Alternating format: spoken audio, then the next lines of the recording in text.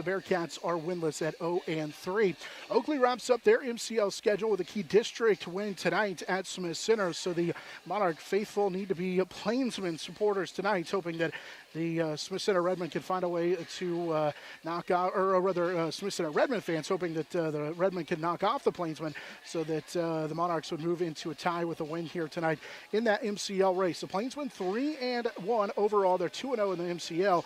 Meanwhile, they're 2-1 in 1A district play. They already deep in district play there in Class 1A. Smith Center 3-1.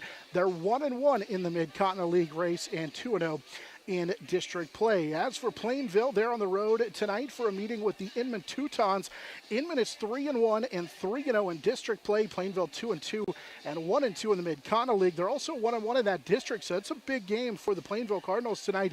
They knocked off Inman, in fact, knocking them out of the playoffs in the quarterfinals last year, 53-26 there in Inman. It was a game in which the Teutons actually were right with Plainville and had a lead for much of that first half before the Cards pulled away for the big victory.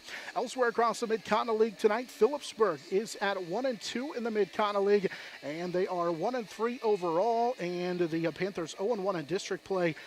They blew a 2-score lead at Hoisington last week and saw the Cardinals rally to beat the Panthers. They're on the road again this week at Beloit. A tough game there against the 2-2 Trojans, who are 1.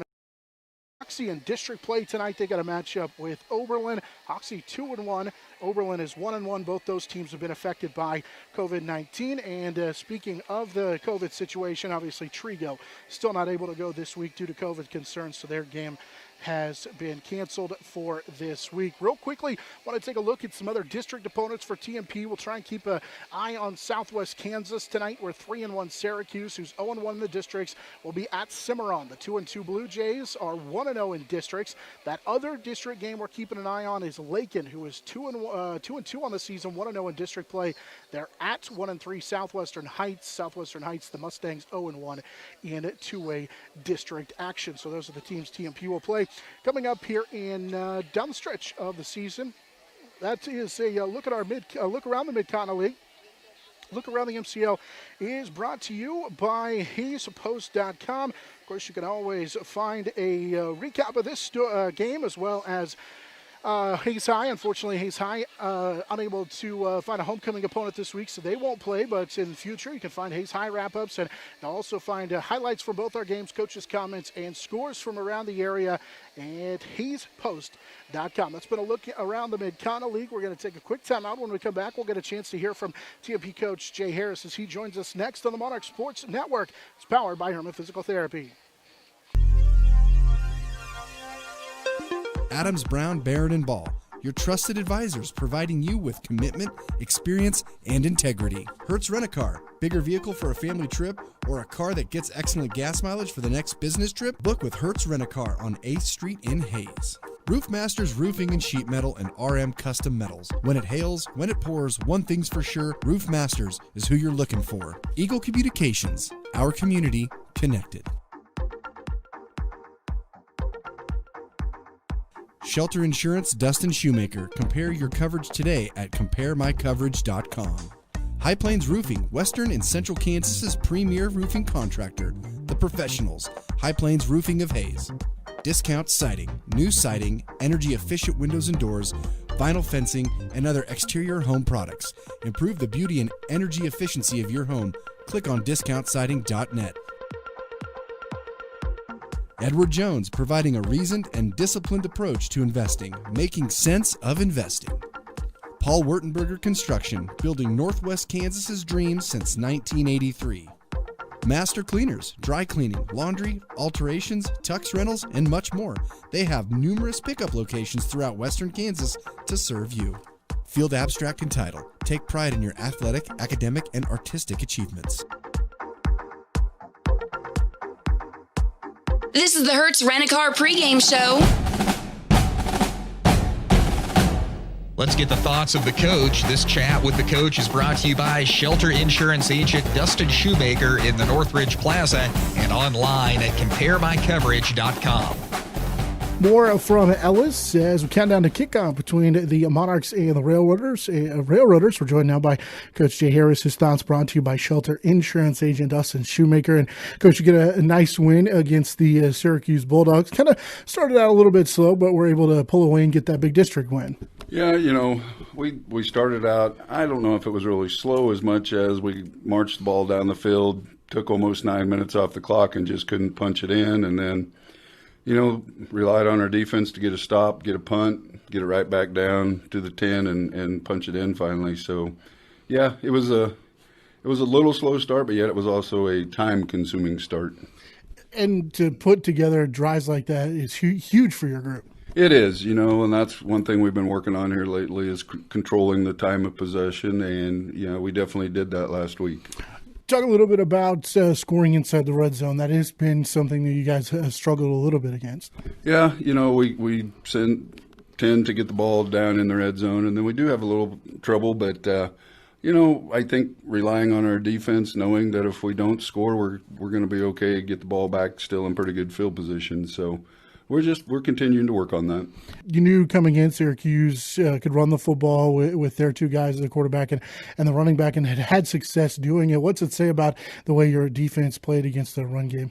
Oh, it says a lot. We knew that was going to be the key, shutting those two guys down, and we did. And that's all off to the defense, and they did a great job. Seems like up front, I know those guys are young, and then you throw Michael Hale, who you kind of forget he's just a sophomore, but, the two freshmen, it seems like defensively have really played well. They've played great. They're both big guys, hard to move. Kendall Walker there in the middle, he's hard to move out of there, and that was evident when Syracuse came out and tried to run that little wedge play, and they didn't go anywhere, and it's just you got Kendall in there plugging that up, and they're not going to get anything in the middle. So kind of halfway through the regular season, basically, now through 4 games, are you where you expected to be? I believe so. We've been adding, some new stuff every week, and the guys are picking it up, and we've pretty well got everything installed right now. So, yeah, I think where we need to be. Where still are some areas where you would like to see improvement, got to see improvement? Some of that would come just, I think, a little bit more in our passing game, just receivers running correct routes and precise routes and being where they need to be when we want to throw the ball. Got to match up with Ellis. Obviously, it's a rivalry game, and last year it came down to the final couple of minutes in which you guys were able to pull away and get the victory. First, talk about this year's Ellis team. What do you expect to see from them? And that's just it. Watching them on film right now, we've seen 2 different quarterbacks, different formations that they've ran with the 2 different quarterbacks. So, we've prepared for both, and, whatever they bring at us, we'll be ready. Defensively, they run pretty well the same thing all the time. So I think we're pretty well set for them. And rivalry game, it's not lost on anybody that it's always competitive and a little fire when these two teams get together. Yeah, and that's what makes it fun, and that's what we talked with the guys about this week. We have guys on our coaching staff that played college football, and, they've talked to them about what a rivalry means, and that they've kind of enjoyed hearing some of that. And, most of them have been around it too. So they know what that's all about. And finally, what do you got to do to get a victory? Just do our stuff, play our game, do everything we've been working on, take care of mistakes, get rid of penalties, and we'll be fine. All right, good luck. We'll chat with you afterwards. Thanks, Jonathan. But more after this here on the Monarch Sports Network. It's powered by Herman Physical Therapy.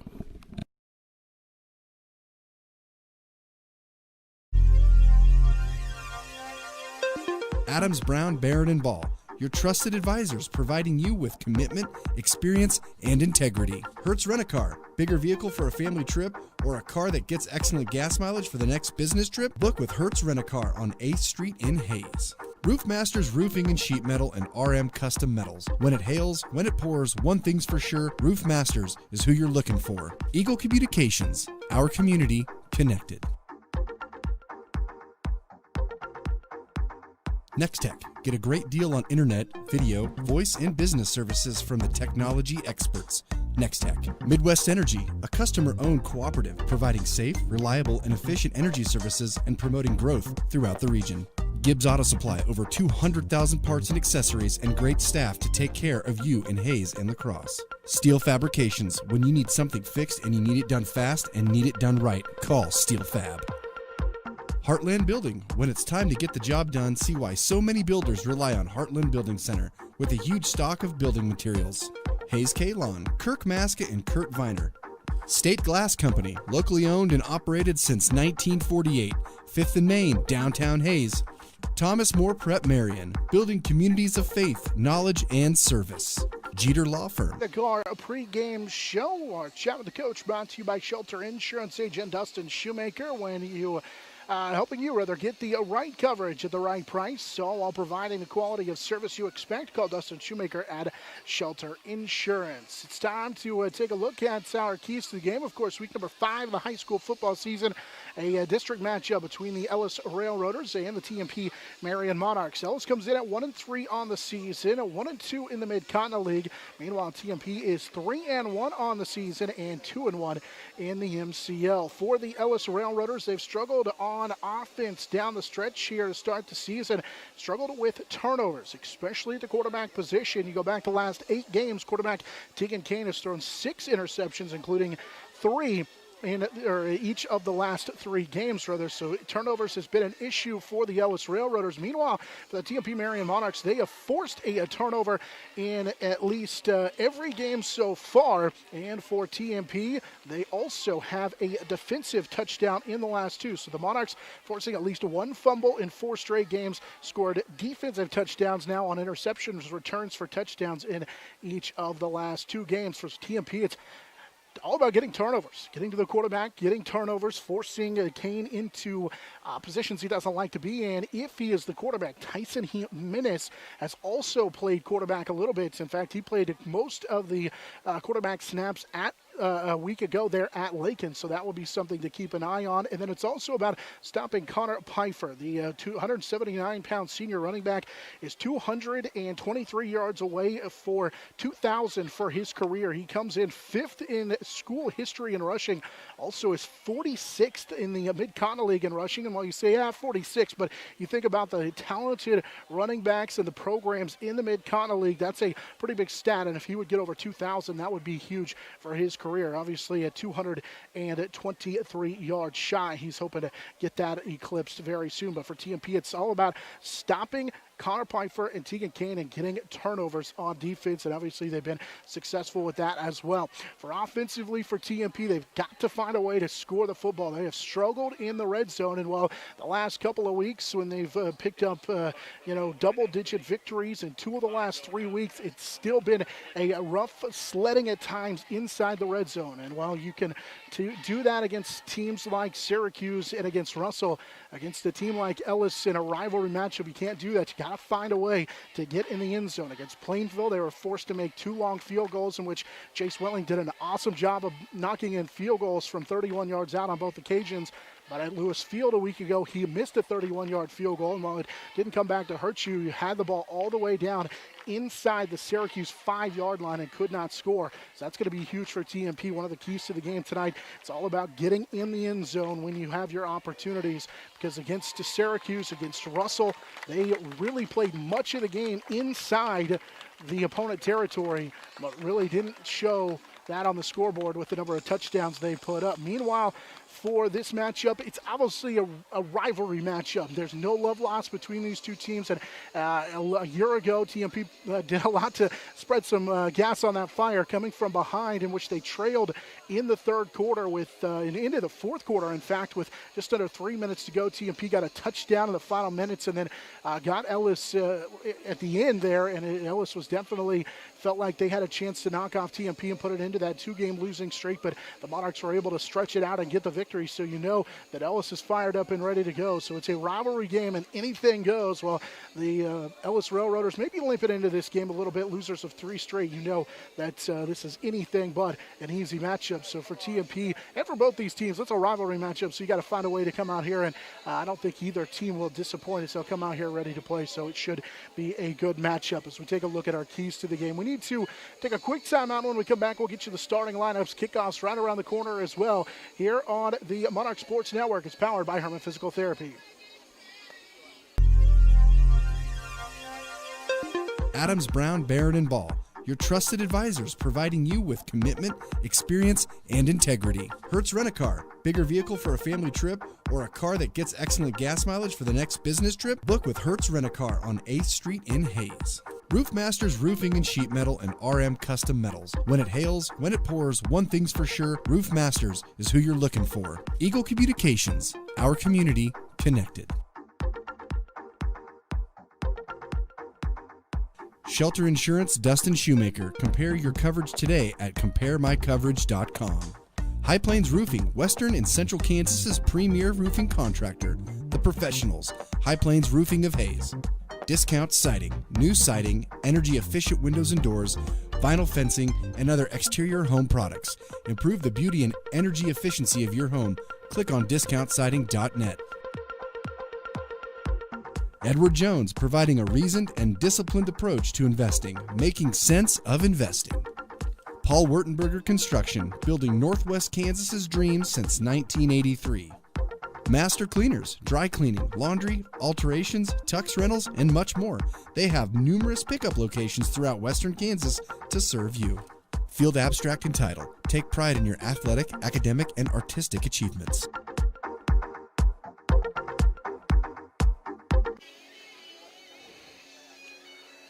More of our Hertz Rent-A-Car pregame show. It's TMP and Ellis in a district and Mid-Continent League showdown. Let's take a look at the starting lineups. First for the TMP Marion Monarchs, Colton Higgins, the 220-pound left tackle. Jacob Sack, the 240-pound senior left guard. Michael Hale gets his second start in a row, the 190-pound sophomore center.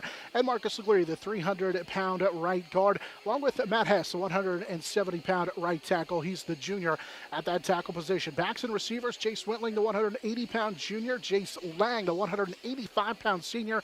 Mark Rack, the 150-pound junior. We'll also see Andrew Schwartz, the 150-pound junior. And then in the backfield with Cade Harris, it'll be Bryce Side, the 180-pound junior, and Lance Lang, the 170-pound junior. Harris is a 170-pound sophomore quarterback. That's our starting lineups. We're back with kickoff after this on the Monarch Sports Network. It's powered by Herma Physical Therapy. Adams, Brown, Barrett & Ball, your trusted advisors providing you with commitment, experience, and integrity. Hertz Rent-A-Car, bigger vehicle for a family trip or a car that gets excellent gas mileage for the next business trip? Book with Hertz Rent-A-Car on 8th Street in Hayes. Roof Masters Roofing and Sheet Metal and RM Custom Metals. When it hails, when it pours, one thing's for sure, Roof Masters is who you're looking for. Eagle Communications, our community connected. Nextech. Get a great deal on internet, video, voice, and business services from the technology experts. Nextech. Midwest Energy, a customer-owned cooperative providing safe, reliable, and efficient energy services and promoting growth throughout the region. Gibbs Auto Supply, over 200,000 parts and accessories and great staff to take care of you in Hayes and La Crosse. Steel Fabrications. When you need something fixed and you need it done fast and need it done right, call Steel Fab. Heartland Building. When it's time to get the job done, see why so many builders rely on Heartland Building Center with a huge stock of building materials. Hayes K-Lawn, Kirk Maska and Kurt Viner. State Glass Company, locally owned and operated since 1948. 5th and Main, downtown Hayes. Thomas More Prep Marion, building communities of faith, knowledge, and service. Jeter Law Firm, proud to support student athletes, partners you can rely on. Jeter Law Firm. The Monarchs Sports Network is powered by Herman Physical Therapy on 99.5 KHAZ and HayesPost.com. On the now Hertz Rent-A-Car pregame show, just moments away from kickoff in this matchup between the TMP Marion Monarchs and the Ellis Railroaders. Jonathan Swigert back with you, along with Rachel Fox at the KHAZ studios and Harrison Brent, our Hayes Post engineer. It's just a few minutes away here from kickoff. We got to the starting lineups for the TMP Marion Monarchs before the break, so we can go to the offense for the Ellis Railroaders, and do believe that Nate Johnson is going to get the start at left tackle. Johnson, his first game of the season, it's the 6', 290-pound junior left tackle. He'll be joined on that offensive line by Toby Woodworth, the 5'9", 202-pound senior. Austin McGuire is a 199-pound senior. Trace, also then up front they have Maverick Nad. He's the 6 foot 360-pound senior Colton Lewis, the 6 foot 220-pound senior, and Jared Wilderman, the 6'2", 286-pound senior. And those guys have been on the offensive line, but again, the addition of Nate Johnson, so they'll move some guys around. Tyson Jimenez, the 5'6", 145-pound junior wide receiver. Wesley Kern, the 5'11", 144-pound senior. The other wide receiver is Sam Honus, the 160-pound junior. We'll see Connor Pfeiffer, the 179-pound senior. Mason Gottschalk, the tailback, the 165-pound junior. And as we mentioned in the pregame show, Tegan Kane, the 5'11", 210-pound senior. That's a look at the offensive starters for the Ellis Railroaders. They'll be in their home gray uniforms. They have the black numbers trimmed in white. It's the black helmet with the orange E on the side. Meanwhile, for the second time this year, the Monarchs in those road white uniforms with the blue numbers Monarchs across the back.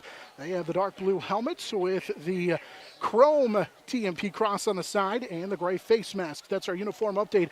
It is brought to you by Phase 2. TMP will open up the football game. We're receiving the kick from our right to our left, and we are underway as this will be Cade Harris from right around the 20-yard line. As Cade will take it right in the middle. Now he's going to bounce it to the TMP sideline with a stiff arm, slips the tackle at the 30. Cade still on his feet across the 35 and will be ran out of bounds on the TMP sideline, as that's where the Monarchs will start. We'll see where they spot him, out of bounds at the 39-yard line.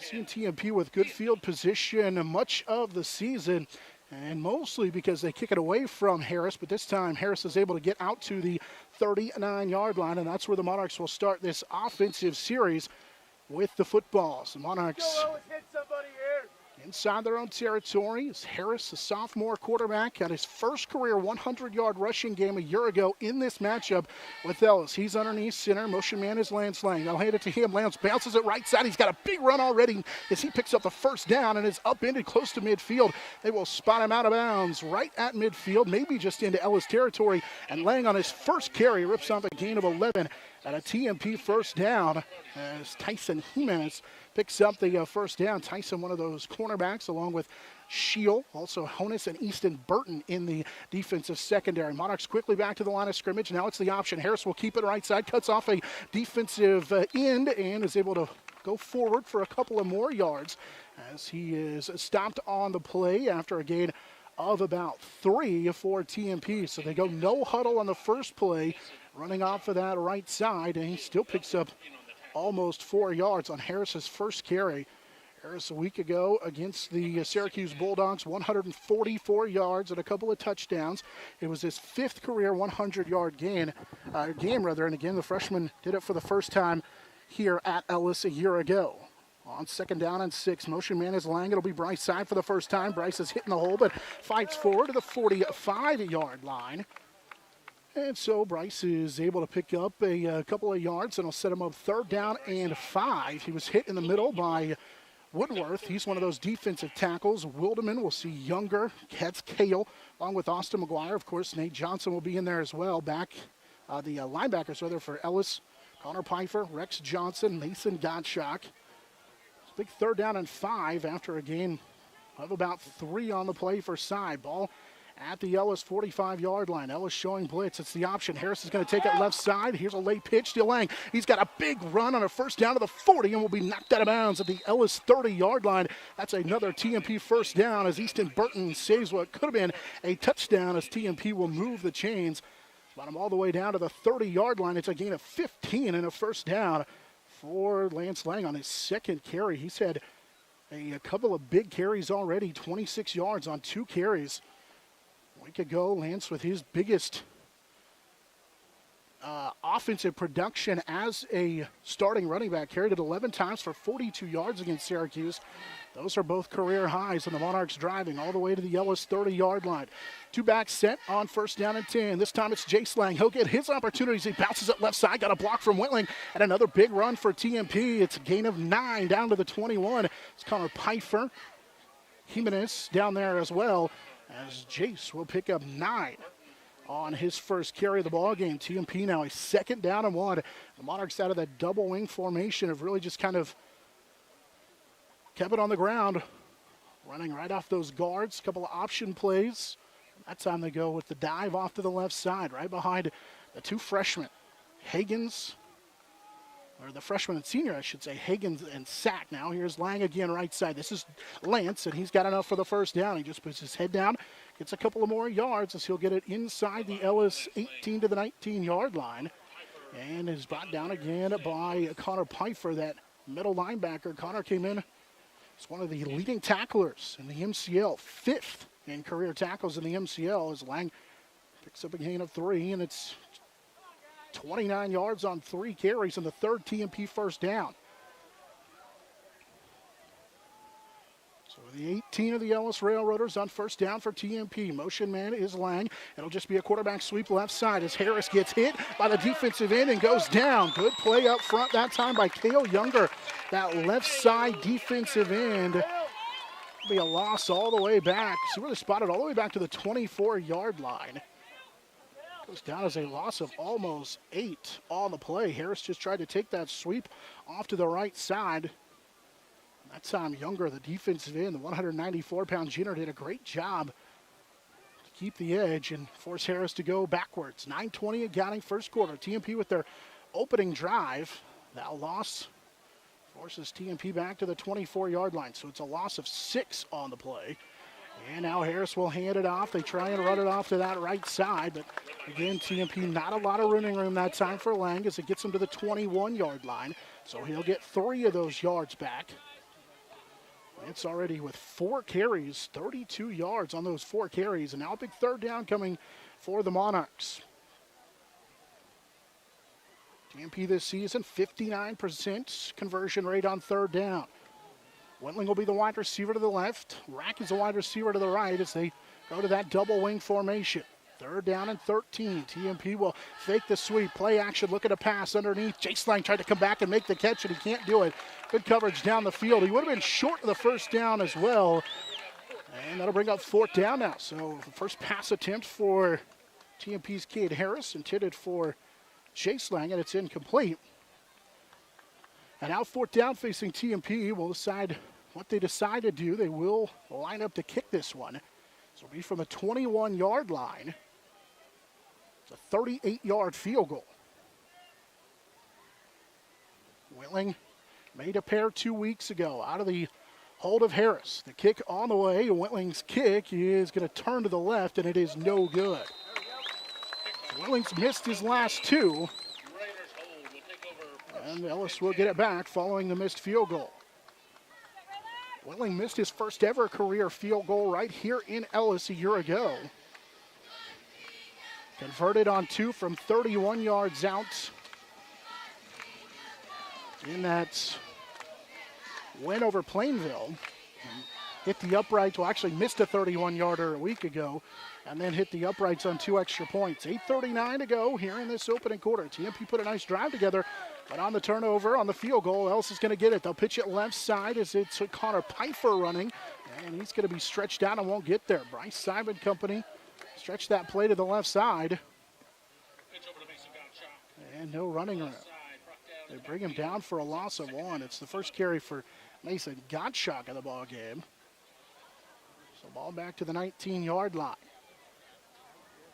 Gottschalk and Pfeiffer, 2 primary carriers of the football on this Ellis team. Gottschalk will be the running back next to Kane, who works out of the shotgun. They'll send 2 wide receivers to each side, 1 flex short to the right. Here's the read option. Again, it's Gottschalk. He'll hurdle a pile, and he's got a big gain. Gottschalk into the open field. It's a foot race. Gottschalk might outrun everybody as he's into the open field, and he is gone. Gottschalk will take it. Actually, he's going to get caught from behind. What a huge play by Lance Lang. He ran him down from behind.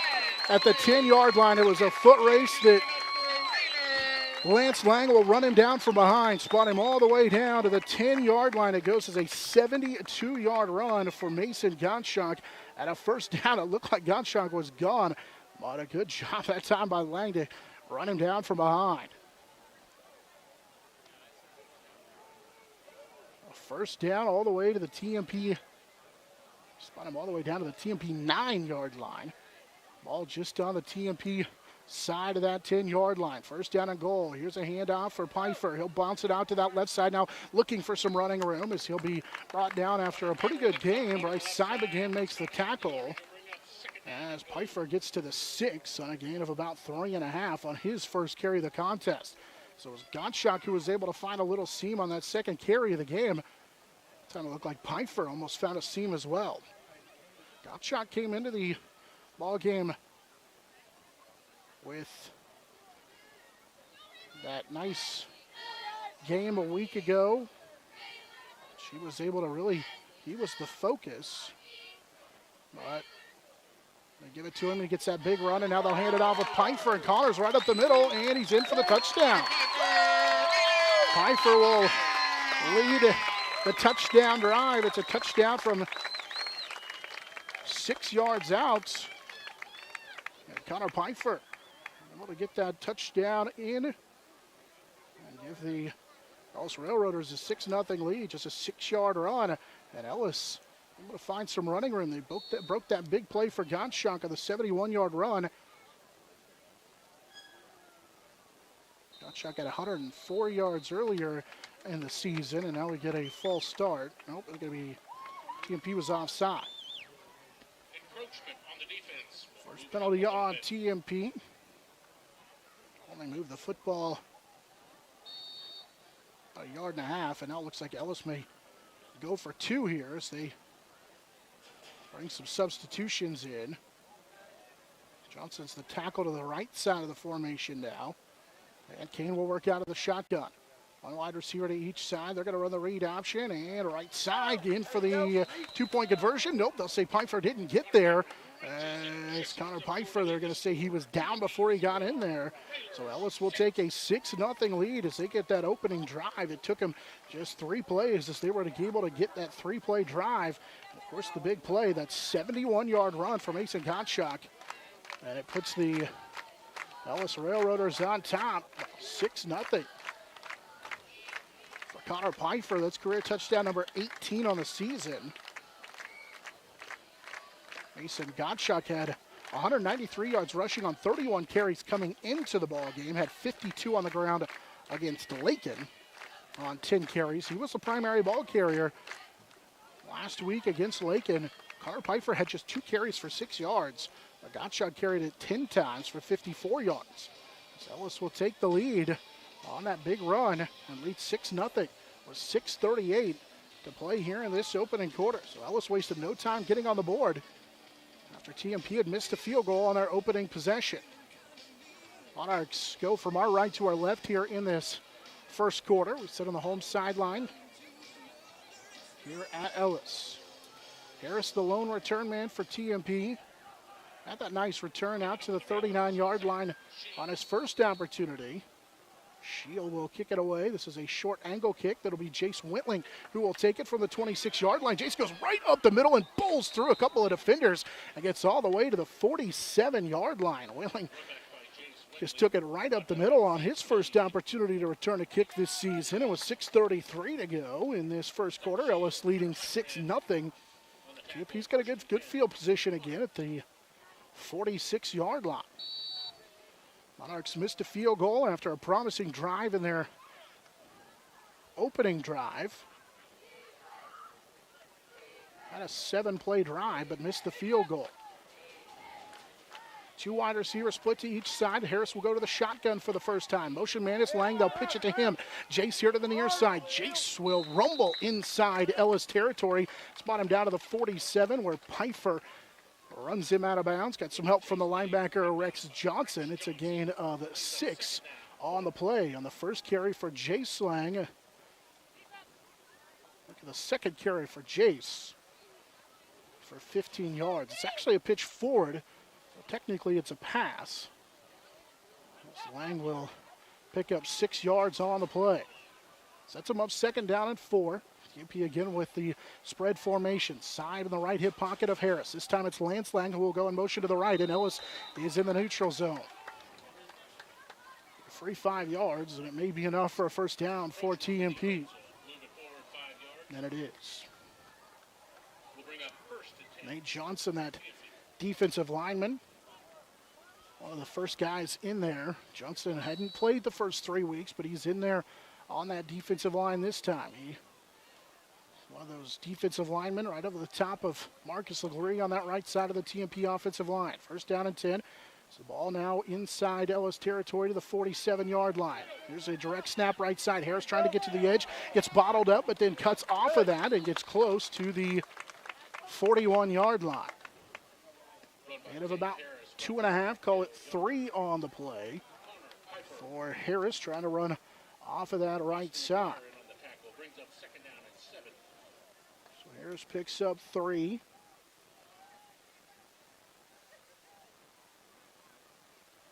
On his 4th carry of the ball game, as Connor Pfeiffer, the linebacker, again makes that tackle. TMP inside Ellis territory at the 42-yard line. Out of the I formation for the first time. Monarchs looking to throw. Here's an out route left side. It's Whitling who will make the catch. And at the 35-yard line, he's brought down on the play by Tyson Jimenez.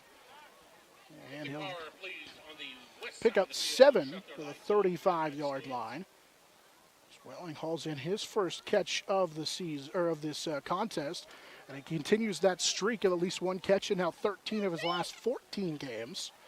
So he's had a catch in each game for over a season. For over a season plus. As the Monarchs now 3rd down and 2. So they work from the Ellis 35-yard line. Trailing 6-0. Motion man is Lang. Lance will get the carry right side, and he's got the first down to the 29-yard line of the Ellis Railroaders. And now he's cramping up. Immediately grabs that toe on the right side, trying to stretch it out. So he picks up enough for a first down. TMP with their 5th first down. Mason Gottschalk comes away with that tackle. 39 yards on 5 carries for Lance Lang. The junior had a 42-yard game on the ground a week ago in that win over Syracuse. 6-0. Ellis has the lead. TMP has it to the Ellis 30-yard line. So work out of the I formation. Harris gives it for side. Bryce, the fullback, bounces right side, and a flag comes in late. Bryce has got a good gain, almost got a first down to the 21-yard line. Well, we'll see what the flag is. It's going to be on TMP. More than likely it was behind the play. Right now it's a gain for TMP of almost 9 yards. It's awful close to a first down, but TMP's going backwards. They call holding on the Monarchs.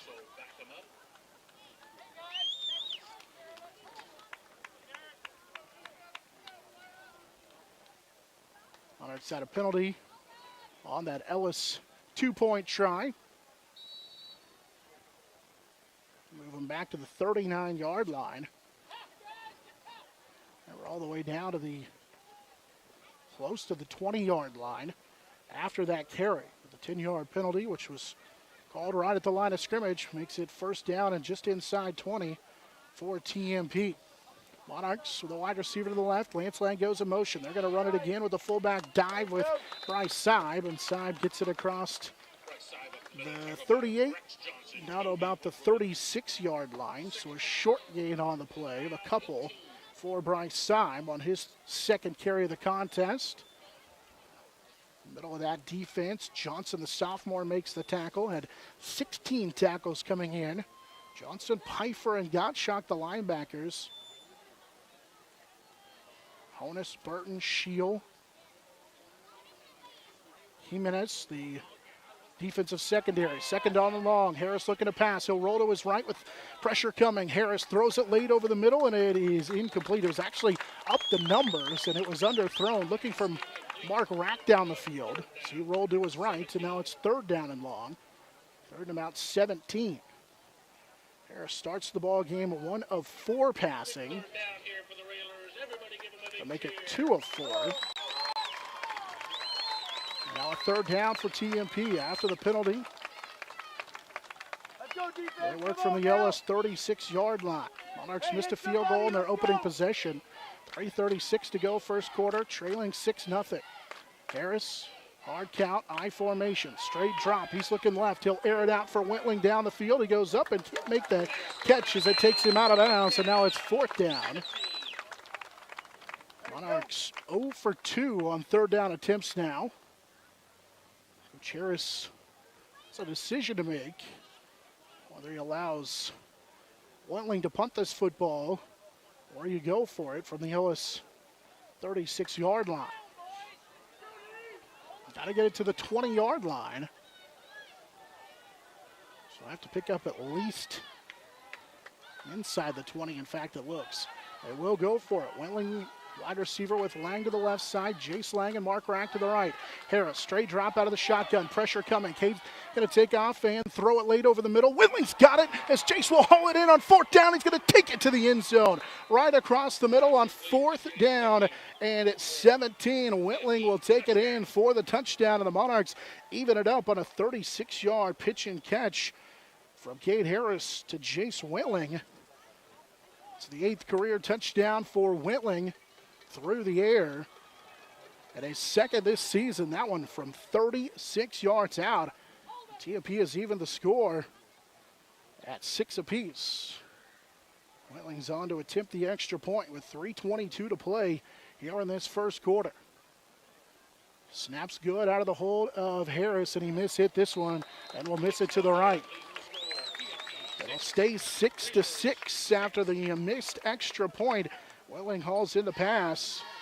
They can't convert on the extra point, but they're able to even the score at 6 on a fourth down play. It was 4th and 17 in which Harris was able to find Wentling for the touchdown, and TMP knots it up at 6.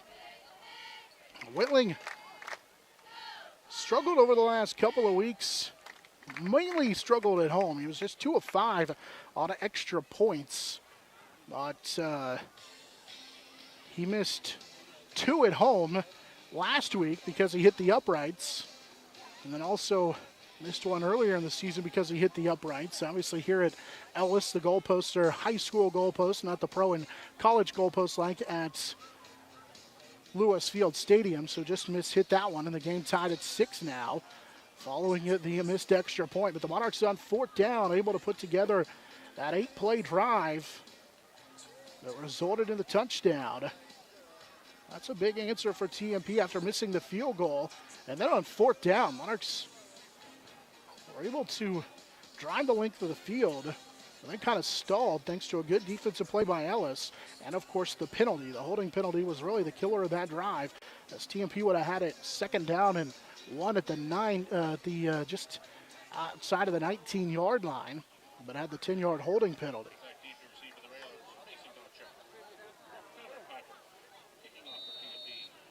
Wentling, who just knocked in, or who just hauled in that play on fourth down for the touchdown, has it teed up.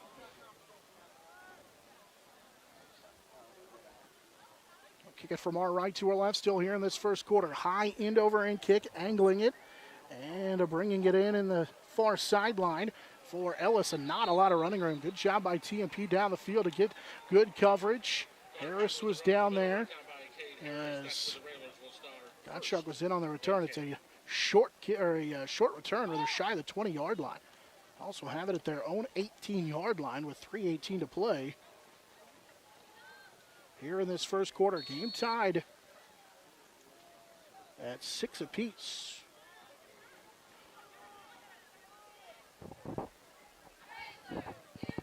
Kane will work out of the shotgun. That's Connor Pfeiffer with him in the backfield. Gottschalk's the tight end to the right on first down. Kane with a read option, hands it off, and nowhere to go for Connor Pfeiffer, the big freshman. Colton Higgins coming in and doing a great job to blow that play up. And Pfeiffer will lose 3 on the play.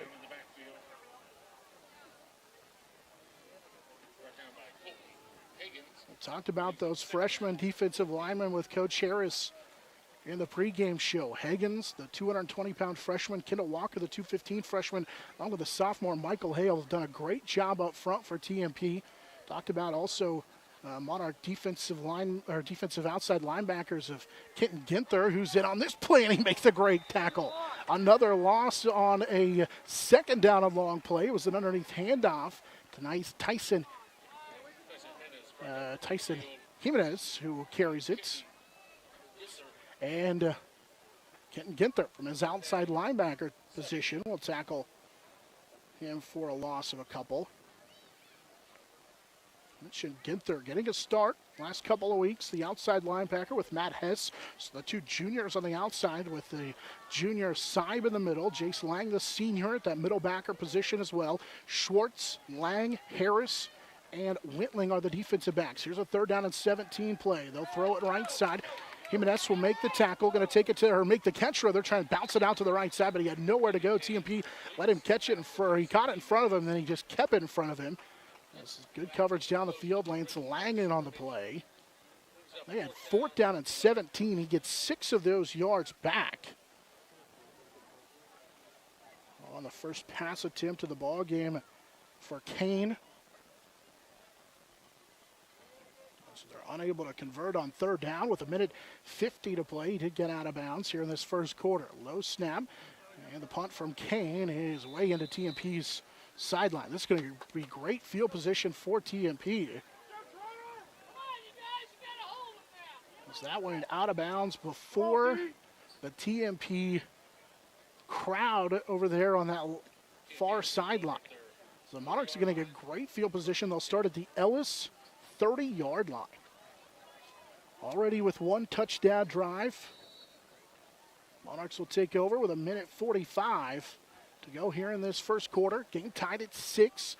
After that touchdown on 4th down, Monarchs will go for it here with a first down play as Harris running the option. Cade is going to keep it, run it right side, and nowhere to go. Great play by Connor Pfeiffer, the linebacker, to come up and make that play as Harris is dropped back to the 34-yard line as Harris loses 4 on that carry. That's TMP up, 2nd down and 14. An option play going nowhere as Pfeiffer from his middle linebacker position. The senior makes a great play. Came in with just 2 tackles for loss on the season, but comes up with that one. So he was in TMP's backfield pretty quickly. Here's a 2nd down and 14 play. Headed on a fullback trap at side. Bryce will bounce it to the left and then gets pulled down by Mason Gottschalk. Pfeiffer hit him as he had bounced off the turf. Get the yardage back and then some. He picks up 5, close to 6 on the play for Seib. It's just a fullback trap as they run it right behind Jacob Sack and Colton Higgins. Did a nice job to collapse that left side of the TMP. Or the left side collapsed the right side of the Ellis defensive line, and there was running room. Here's a big 3rd down and 9. Could be the last play of the first quarter. Game tied at 6 with 29 seconds to go. It's the quarterback sweep right side. Cade will spin off a tackle and then just try and cut it up inside. And we'll get inside the 25-yard line with 15 seconds to play here in this first quarter. He won't get the first down. So we'll get it down to the 24-yard line. He picks up 4 on the play. And now it's a 4th down here, but that will be the final play of this first quarter. So the Monarchs get a touchdown on their second offensive possession from Harris to Wintling. Meanwhile, a big play on offense for Mason Gottschalk set up the Connor Pfeiffer touchdown rather for Ellis. We're tied at 6 on the Monarch Sports Network. It's powered by Herman Physical Therapy.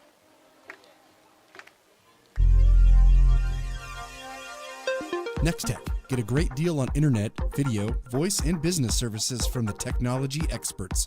Nextech. Midwest Energy, a customer-owned cooperative providing safe, reliable, and efficient energy services and promoting growth throughout the region.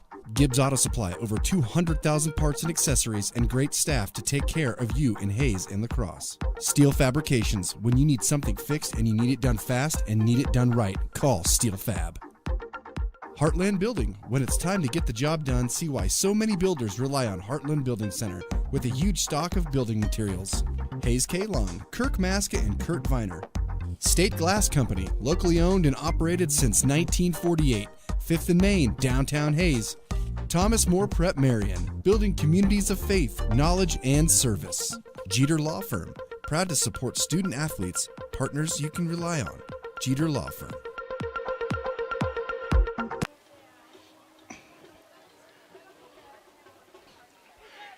Each team with the first quarter a touchdown as we're trying to add 6 through 1 quarter of action here from Ellis as the TMP Marion Monarchs got a touchdown on 4th down deep inside Ellis territory a moment ago. Ellis got that touchdown midway through the first quarter as Connor Pfeiffer scored from 6 yards out. That was set up by that long run that set up the touchdown by Mason Gottschalk.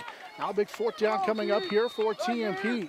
Monarchs have already got a touchdown on fourth down before. Zach Mice will be the wide receiver here to the right side. It'll be Whitling to the left side on fourth down and 4.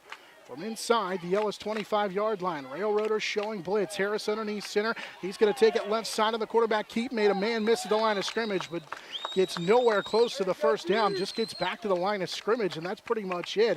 As Rex Johnson in there on the tackle. And TMP's going to turn it over on down. So the Monarchs have a missed field goal inside Ellis territory, a touchdown, and then a turnover on downs.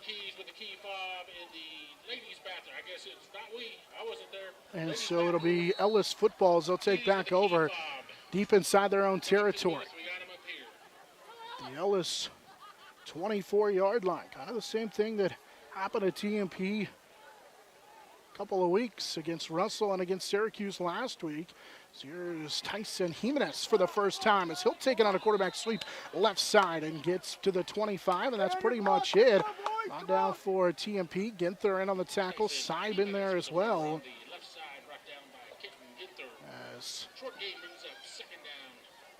Jimenez picks up just a yard on the play. His first carry of the contest. Or making his second carry of the contest. And he's back underneath center. Saw a lot of this a week ago against Lakin. As they will run the counter play here to the left side. And a good run here on second down as they'll get to the 30, I think of the 29. Matt Hess. And on the tackle as Mason Gottschalk gets him to the 29-yard line. Gain of 4 for Mason Gottschalk, and it sets him up third down at about 5. Call it 3rd and 6. Just on the Ellis side of their own 30-yard line. They'll send 2 wide receivers to the left side of the formation, 2 to the right. That's Kane's back in at quarterback. TMP showing blitz. Here's a quick pass completion to Mason Gottschalk, who makes the catch, then wiggles out of a tackle to the far side, and it's another foot race. Gottschalk to the right side. Gottschalk to the TMP 30. He'll slip a tackle inside TMP's 30-yard line, and he's out of bounds deep inside TMP territory. He was able to wiggle out of a tackle and get all the way to the Ellis 15-yard line, or the TMP 15-yard line, rather, as he picks up a huge gain. So he was able to convert the first down. So go for 50 at 3 yards as he just wiggled out of that tackle and was able to set him up deep inside TMP territory. So a big conversion on third down. And Ellis, once again, another big play.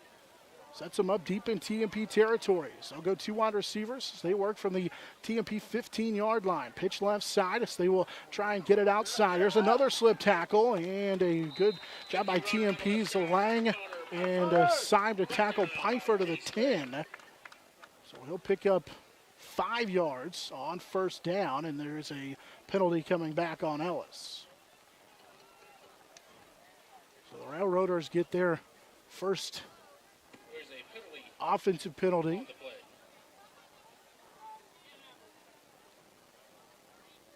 Monarchs will take the penalty.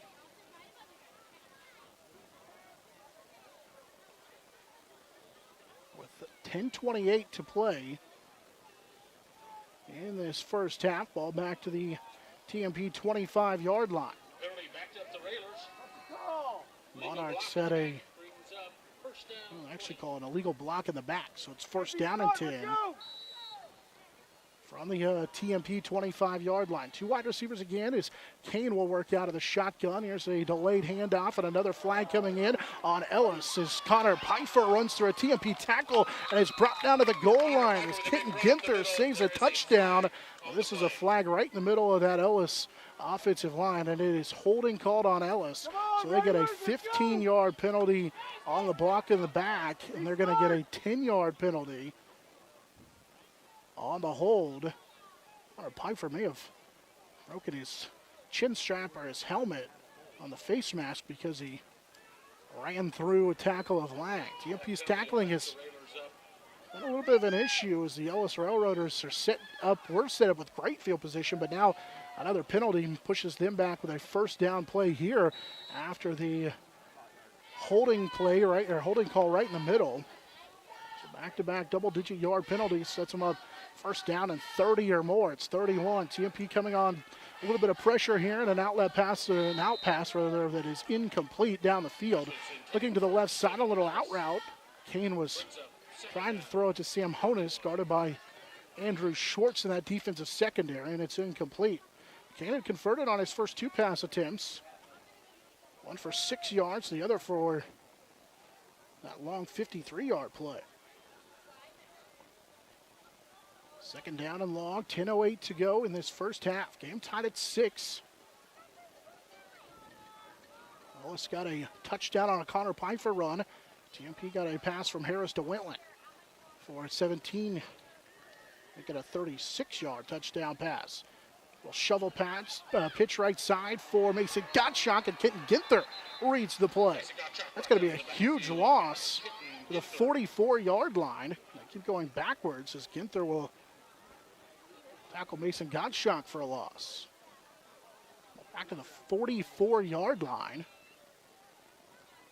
And Ellis is going in reverse here. A couple of big penalties and a good play that time by Ginther. We've seen him make a couple of good plays from his outside linebacker position that have forced Ellis all the way back now to the TMP 44-yard line. Out of the shotgun, Kane will roll to his left, trying to throw it over the middle, and he's got Sam Honus who will make the catch at the 35. Makes a one-man miss, but is brought down by Cade Harris, as Honus will haul it in. Inside the TMP 35, spot him to the 33-yard line, a gain of 11 on the play. From Kane to Sam Honus on his first catch of the contest.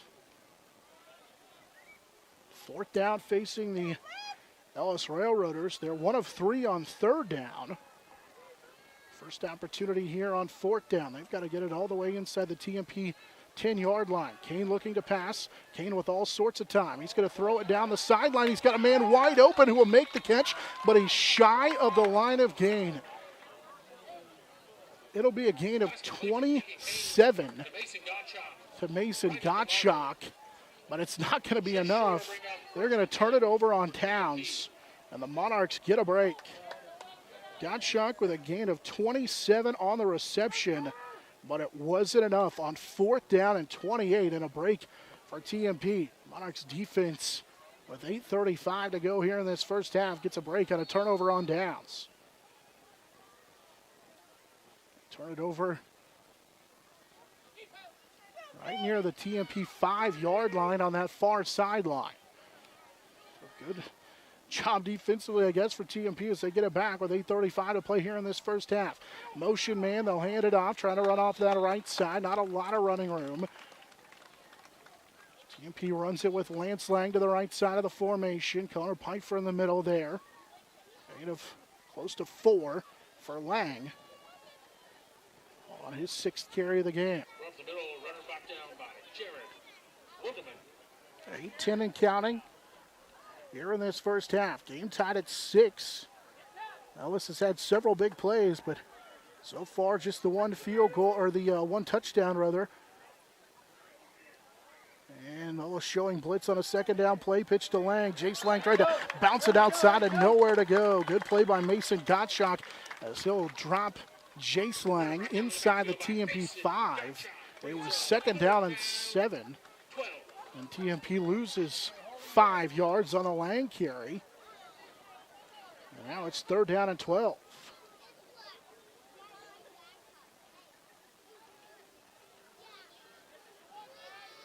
Monarchs with another big third down play coming up. So far they have not converted on third down. With a touchdown on fourth down as Harris will work out of the shotgun. Harris looking to the left. He's got Mark Rack who will make the catch and then is swallowed immediately as he makes the reception. As Shield in on that tackle. Rack will make the catch at the 10-yard line. Still well short of the line of gain as he picks up 6 yards on the pass completion to Mark Rack. His first catch of the ball game. But again, well short of the line of gain, and TMP will have to punt this football with 6:45 and counting left in this first half, and the game tied at 6. Ellis showing pressure. Wentling does get this punt away, and it's a good one that'll bounce the TMP 45, picked up by Jimenez as he'll make one man miss and then be spun down by Cade Harris at the TMP 45-yard line. Just down of an 8-yard, 7-yard return.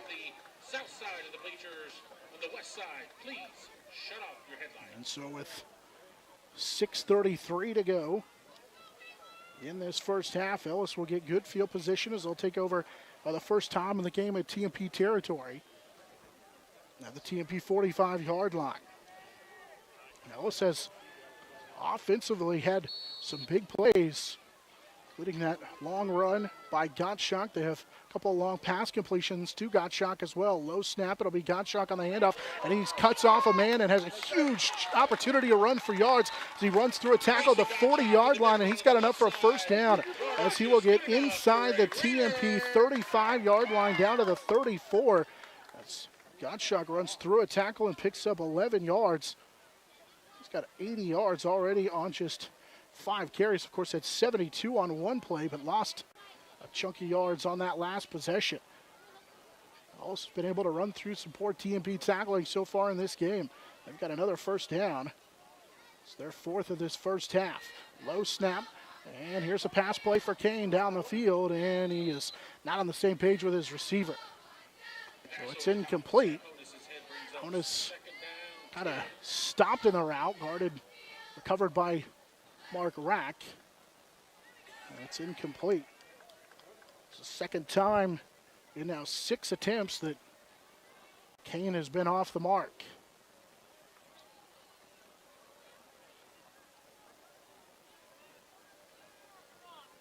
Honus will be the wide receiver to the left side. They'll send 2 to the right side. 6:06 to play here in this first half. Here's another handoff for Pfeiffer and another big gain for Connor Pfeiffer, who gets upended as Wentling will make the tackle, but it's another big run. It's a gain of 11 for Pfeiffer. He's got another first down for the Ellis Railroaders. Pfeiffer has that 6-yard touchdown run.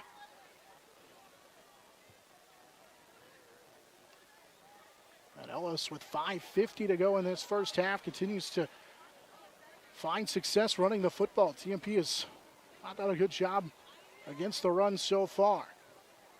Jimenez takes the snap. Here's an underneath handoff.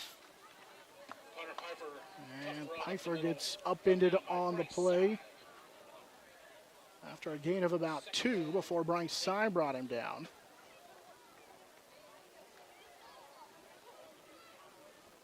.520 and counting here in this first half of the game, tied at 6. Ellis got a long run by Mason Gottschalk that set up a 6-yard touchdown run for Connor Pfeiffer. TMP got a 4th down pass from Harris to Wentling that scored the touchdown that evened it up at 6. Snap back to the quarterback Kane on the read option. He's going to keep it and get hit by Jace Lang and brought down. Kane will get stopped right at the line of scrimmage, and it's 3rd down coming up for Ellis. First carry of the game for Tegan Kane. They don't ask him to do that a lot. 4:40 and counting here in this first half, and a game tied at 6. Railroaders have to get it out about the TMP 13-yard line. Kane will work out of the shotgun. 2 wide receivers to each side. Rolling to his left, now looking to throw underneath, and he's got his receiver.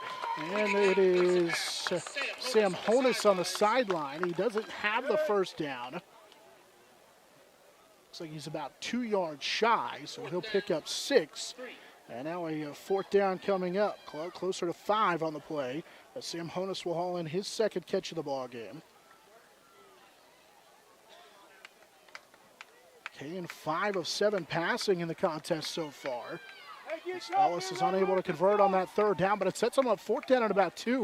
And as much success as they've had running the football, so they put A back flex right behind the center. They'll snap it back to Connor Pfeiffer. Bouncing it right side. He's got the first down. And again, it's upended by Cade Harris to the 10-yard line, but it's enough for a first down as he picks up 4 on the play.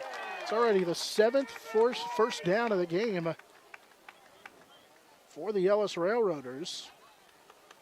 So they just continue to move the chains. 4:10 to go here in this first half. TMP opened the game with a 7-play drive. But missed a field goal, had an 8-play drive in which a touchdown. Had a turnover on downs on a 5-play drive.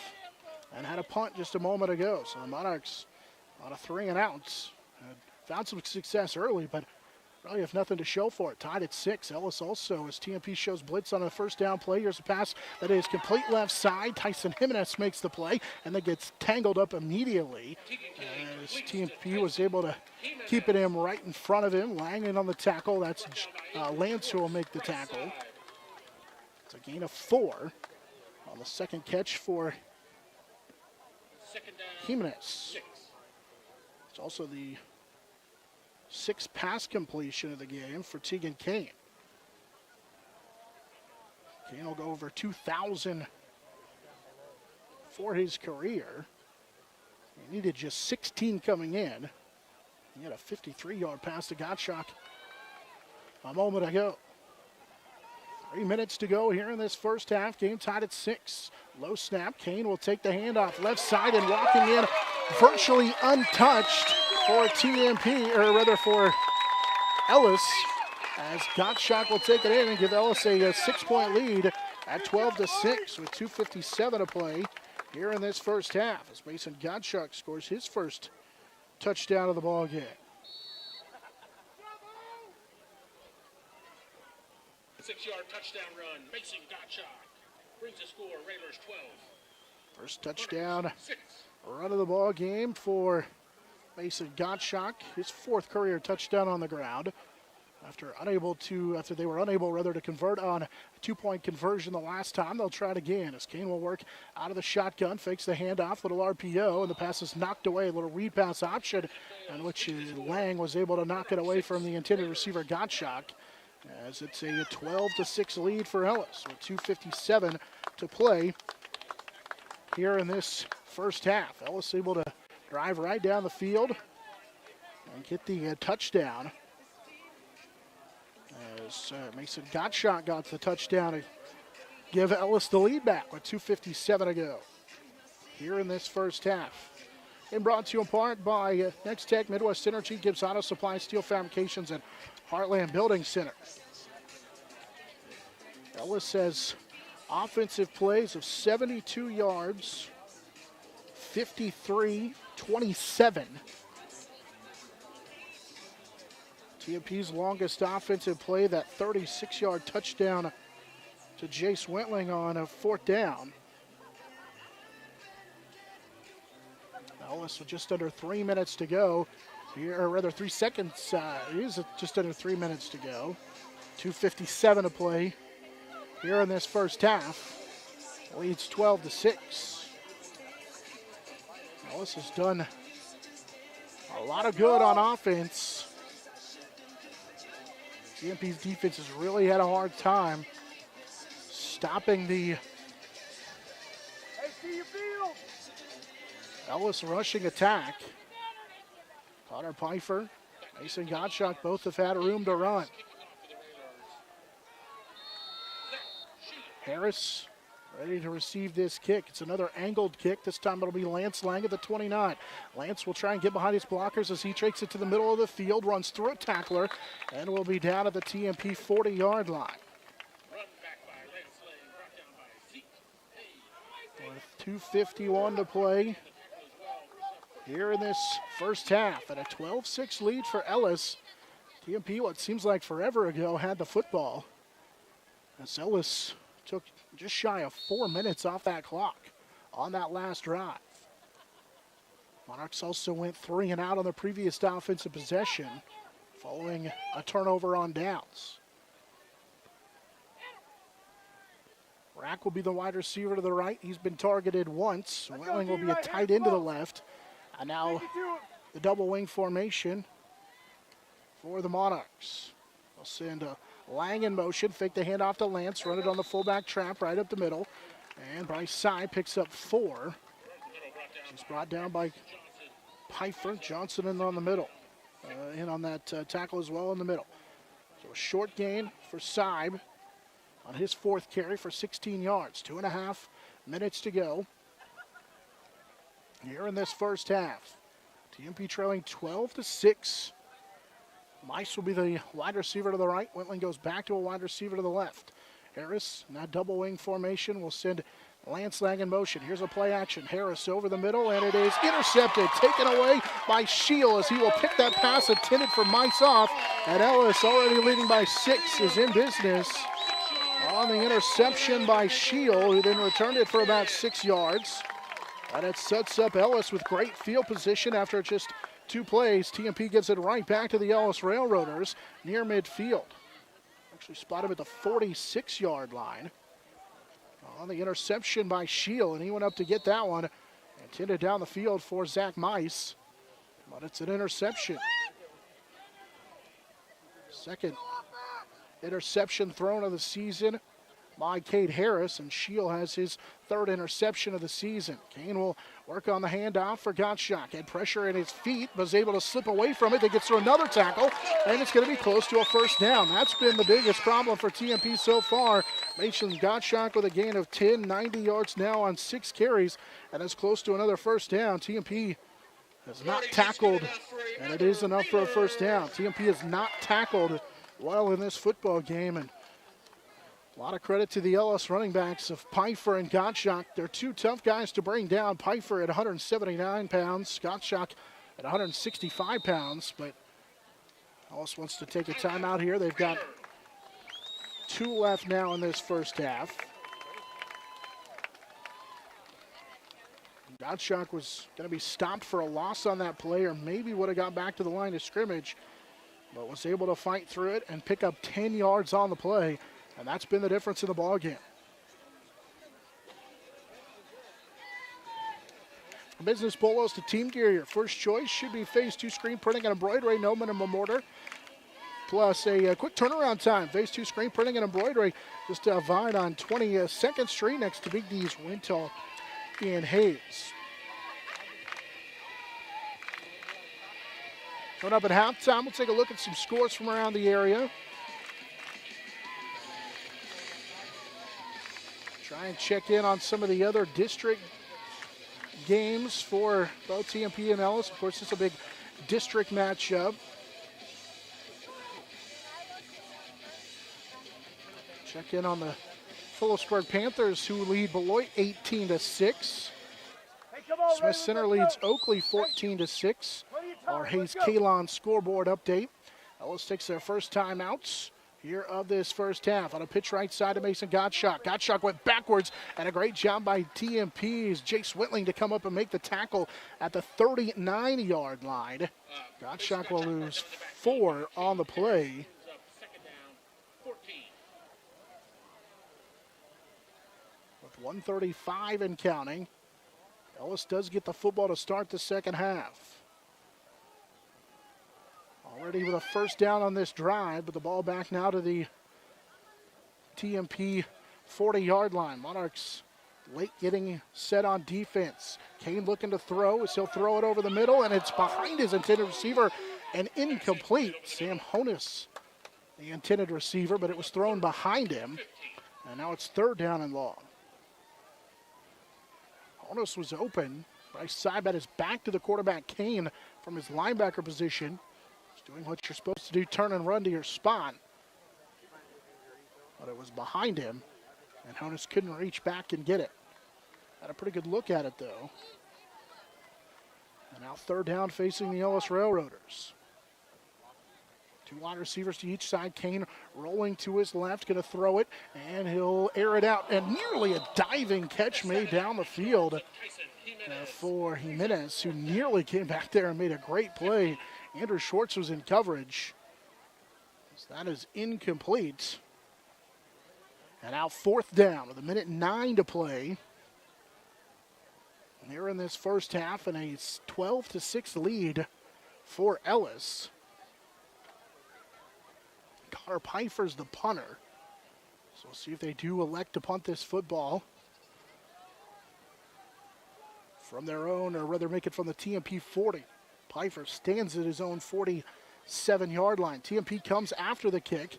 It's a high kick that will bounce off an Ellis Railroader and then picked up by Bryce Sy. Sy picked it up in the middle of a hurdle, or rather middle of a huddle of Ellis Railroaders, and returns it to the 25-yard line. That hits an Ellis Railroader right around the 20-yard line. And TMP will have it. Just under a minute to go. Trailing 12-6 here in this first half. So they'll have it at their own 25-yard line. They do have all 3 timeouts, but after an interception on their last possession, we'll see how aggressive Coach Harris and company want to be at the end of this first half, trailing by 6 at 12-6. Harris will be underneath center. He's going to drop back, straight drop over the middle, and it is intercepted again. Taken away by Ellis. It's Mason Gottschalk who comes up with the interception. Lang was the intended receiver on the second first half interception for Cade Harris. And Ellis, with 52 seconds to play in this first half, gets it right back on a one-play interception and back-to-back turnovers for TMP. And then you had the turnover on downs, give them 3 straight. And Ellis has got good field position again as they'll take over at the TMP 38-yard line. 52 seconds to go. They have 2 timeouts remaining, but they have not had problems moving the football.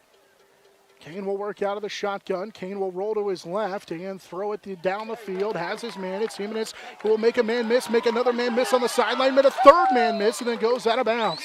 TMP tackling has not been good in this first half. It's a first down gain all the way to the TMP 20-yard line. It's a gain of 18 at a first down. Third catch of the ball game for Jimenez. And so it sets him up first down and 10, just inside the TMP 20-yard line. Trailing 12-6, TMP's defense needs to find a way to stop this Ellis offense that has been humming all game long with big plays. Wide receiver split to the right, 2 to the left, plus they have a man flex to the left as well. Pressure coming, late pass by Kane behind to his running back, and Gottschalk makes the catch and then gets to the 20-yard line, and a timeout taken by the Ellis Railroaders. That'll be their second first half timeout. Gottschalk actually loses a yard on that. That was a backwards pass, it looked like.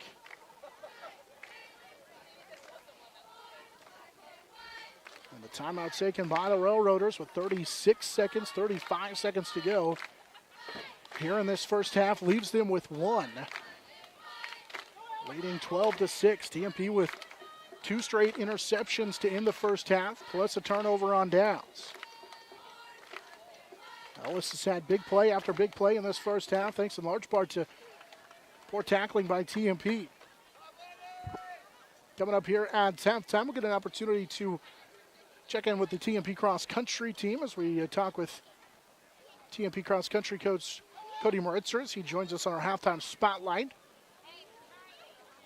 That Monarch cross country team has found a lot of success, especially on the girls' side. A couple of wins their last couple of times out, so got a chance to recap how the season has went. Believe it or not, their season will come to an end very soon.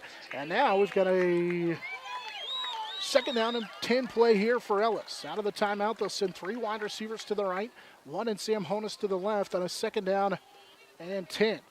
After the incomplete pass of the timeout, pressure coming in Kane's face. Here's a pass that is underthrown, and a great play by Andrew Schwartz to knock it away in the end zone. That pass was underthrown, and Andrew Schwartz made a good play to knock that away. So now third down and 10. Ellis can still get a first down. Got to get it to the TMP 9.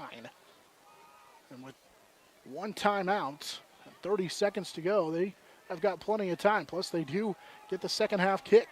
Already leading 12-6. 2 wide receivers to each side as Kane out of the shotgun. Kane on third down and 10, looking to his right. He'll throw it. It's knocked away. Good play by TMP secondary as Jace Lang used all of that 6'2 plus frame to knock that away, and now it's fourth down and 10. He just set right in that zone from his linebacker spot and knocked that away. With the changes on defense, he's moved to the middle of that defense next to Bryce Seib and has played really well. Got out of position a couple of times as TMP's defense in this one, allowing plus poor tackling, has allowed Ellis to really run all over TMP in this first half. 25 seconds to go, 4th down and 10. They got to get it to the TMP 9. Kane out of the shotgun. He'll throw it left. This ball is going to be knocked away. Great play again by Andrew Schwartz to the left side. He has knocked away 2 passes in the end zone as he has done a great job defensively on the last 2 plays to knock that away as they target him. And that ball was thrown pretty well, but he was in great position to knock it away with 20 seconds to go and a turnover on downs. Monarchs, I would imagine, as they take over from their own 29-yard line. See what they decide to do. They're going to send 4 wide receivers to the left side. Harris out of the shotgun. It's a screen play that is incomplete, dropped on the play by Jace Wentling. Just trying to get blocking out in front of Jason, let him run on that far sideline, but he dropped the pass. Probably trying to run before he caught it, and so now it's 2nd down and 10. So they still work from their own 29-yard line. They do have all 3 timeouts. They've turned it over on 2 straight possessions plus a turnover on downs. For TMP, their possessions in the first half, a 7-play missed field goal, 8-play touchdown drive in which they got a touchdown on 4th down, turnover on downs, 3 and out, 2-play interception, 2-play interception, or rather 1-play interception. That was the very first play last time. So we'll see what Coach Harris and company decide to do, taking the timeout. They have all 3 timeouts, but 2nd down and 10.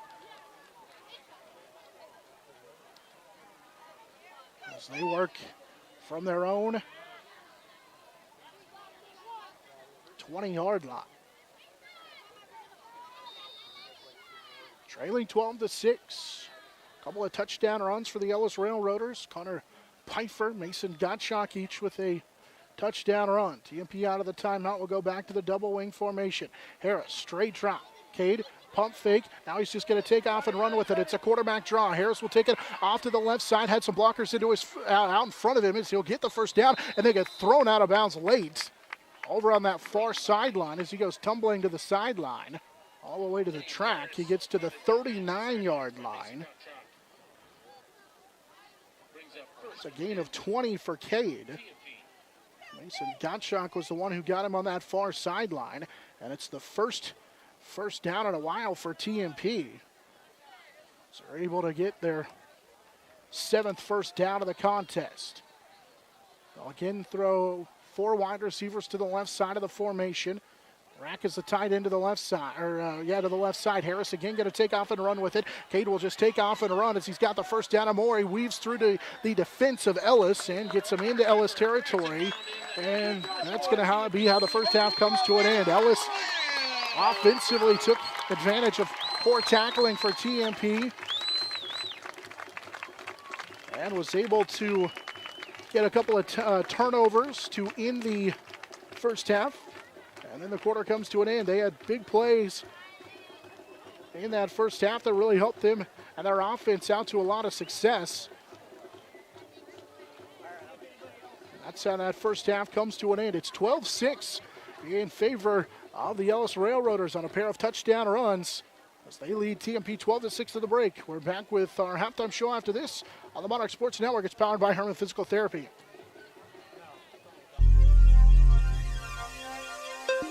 Nextech. Get a great deal on internet, video, voice, and business services from the technology experts.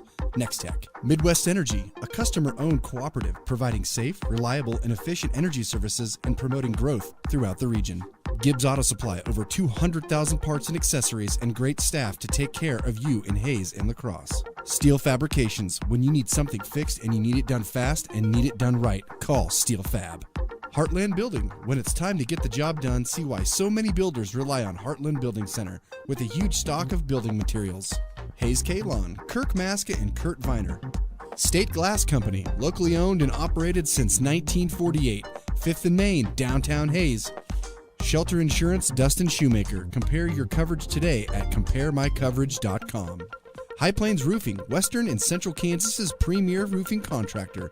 The Professionals, High Plains Roofing of Hayes.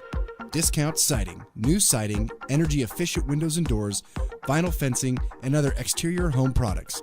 Improve the beauty and energy efficiency of your home. Click on discountsiding.net. Edward Jones, providing a reasoned and disciplined approach to investing, making sense of investing. Paul Wurtenberger Construction, building Northwest Kansas's dreams since 1983. Master Cleaners, dry cleaning, laundry, alterations, tux rentals, and much more. They have numerous pickup locations throughout Western Kansas to serve you. Field Abstract and Title. Take pride in your athletic, academic, and artistic achievements. Adams, Brown, Barron, and Ball. Your trusted advisors providing you with commitment, experience, and integrity. Hertz Rent-A-Car. Bigger vehicle for a family trip or a car that gets excellent gas mileage for the next business trip? Book with Hertz Rent-A-Car on 8th Street in Hayes. Roof Masters Roofing and Sheet Metal and RM Custom Metals. When it hails, when it pours, one thing's for sure, Roof Masters is who you're looking for. I'll probably ought to do an ID. Rachel, do an ID. The Monarchs Sports Network is powered by Herman Physical Therapy on 99.5 KHAZ and HayesPost.com.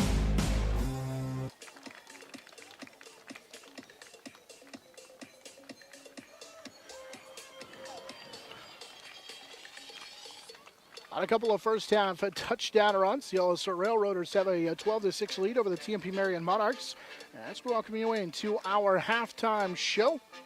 Halftime brought to you by HayesPost.com. We'll take a quick recap of that first half as the Monarchs would take the opening kickoff and drive down the field on a 7-play drive, but missed the field goal from 38 yards out for Jace Willing.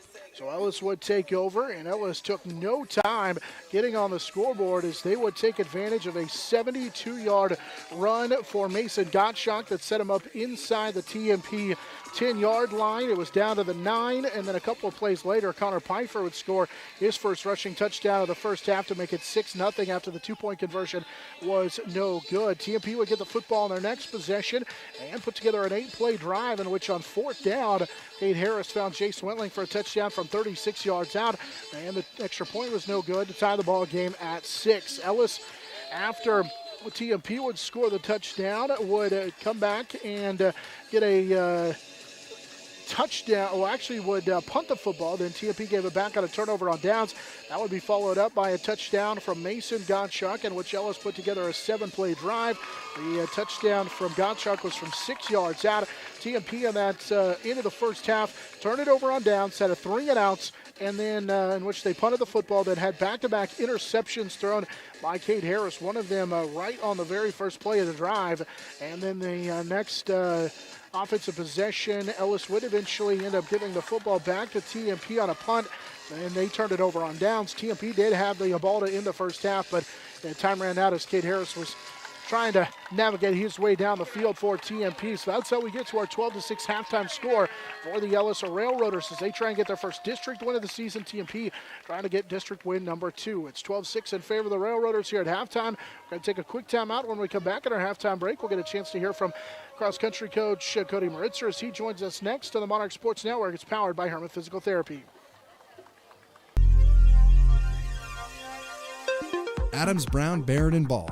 Your trusted advisors providing you with commitment, experience, and integrity. Hertz Rent-A-Car. Bigger vehicle for a family trip or a car that gets excellent gas mileage for the next business trip? Book with Hertz Rent-A-Car on 8th Street in Hayes.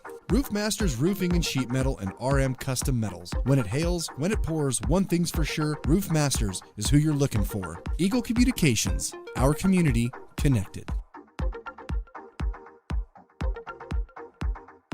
Shelter Insurance, Dustin Shoemaker. Compare your coverage today at CompareMyCoverage.com. High Plains Roofing, Western and Central Kansas's premier roofing contractor. The Professionals, High Plains Roofing of Hayes. Discount Siding, new siding, energy-efficient windows and doors, vinyl fencing, and other exterior home products. Improve the beauty and energy efficiency of your home. Click on discountsiding.net. Edward Jones, providing a reasoned and disciplined approach to investing, making sense of investing. Paul Wurtenberger Construction, building Northwest Kansas's dreams since 1983. Master Cleaners, dry cleaning, laundry, alterations, tux rentals, and much more. They have numerous pickup locations throughout western Kansas to serve you. Field Abstract and Title. Take pride in your athletic, academic, and artistic achievements.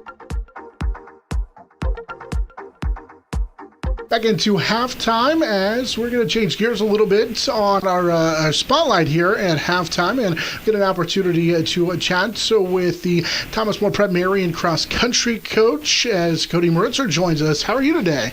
Doing wonderful. Thank you, sir. I know we're, believe it or not, quickly getting toward the end of the cross-country season, so we wanted to kind of chat with you guys coming down the stretch here with the Mid-Continent League meets right around the corner, and then I know at Lakeside, and then just regionals before too long. But I was curious how the season has went for your group. It seems like you really have had a really strong season, especially for an experienced group of girls. Yeah, we've got this year just a great group of folks. We're kind of young. We do have a couple of really good senior leaders on the girls' side, but on the guys' side, we're pretty young. Just pulling together throughout the season, I think, has been a real big thing for us. Watching the team come together, and this year, I'm just blessed with a wonderful group of young men and women who are willing to work and are really willing to push each other to get better. And so that's, I think, what I'm looking at this season and really appreciating is just all the work that they are putting together, all the work that they're helping each other with so that we're growing as that team that we want to be. And I wondered how that dynamic worked out as well for your group, because you've got, especially on the girls' side, a couple of leaders, as you mentioned, that have been doing this at the varsity level for a while and are experienced, where, the boys are a little bit younger and still trying to figure it out. How has the dynamic of the group really formed so far? It's been really great because, we do have Kylie and Abby who have been running for me for several years now, and they've always been great leaders, even when they were young on the team. And so they're fostering in the younger girls that ability to push themselves and become leaders themselves. And then I've also got Kylie's little sister, Sophie, who's coming up and just running phenomenal, pushing herself, quickly becoming one of those younger leaders on the team. And then several of the other girls who are really wanting to make this a team effort and get out and maybe surprise some people as we get to the end of the season here and show them, hey, this is what we're made of, and you can't ever count TMP out. And then, on the guys' side, I think it's a big thing to see. We were able to put together a team and run here at this last meet, and my guys pulled out a third place spot there, and I think that was really good because the second place team was only 5 points away, I believe, and so showing them, letting them get some success as a team finally, and letting them see, hey guys, if we pull together, we can do some good stuff. And so even though we're young, I think that bodes well for the future for us as Monarchs to be able to have that wonderful leadership and team aspect. A little bit about the challenges that you all have dealt with the pandemic, but first I want to talk about cross-country and training. It is different because you are outside, and so there's, it's naturally socially distanced a lot. You're also running in packs. And so I wondered how that has changed what you all have done, and how have you approached that? Well, it has been tough for us because I can't any longer just load everybody up onto a couple minibuses and go out and run hills.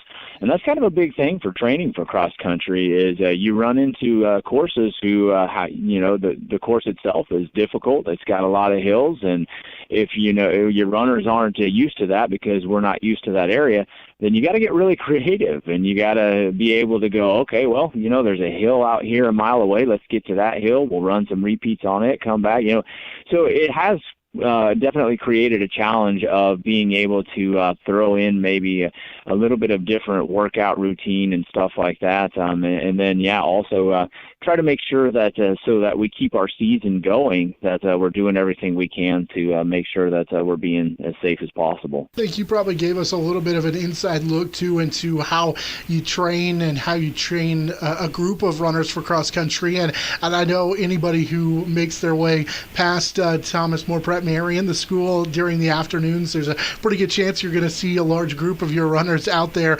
Give us a little insight into the training that goes into it for your group. Well, for us, we really don't like to just stay on campus. We can if we need to. But we like to get out there, and that's the beautiful thing about cross country is we get to run around in God's country.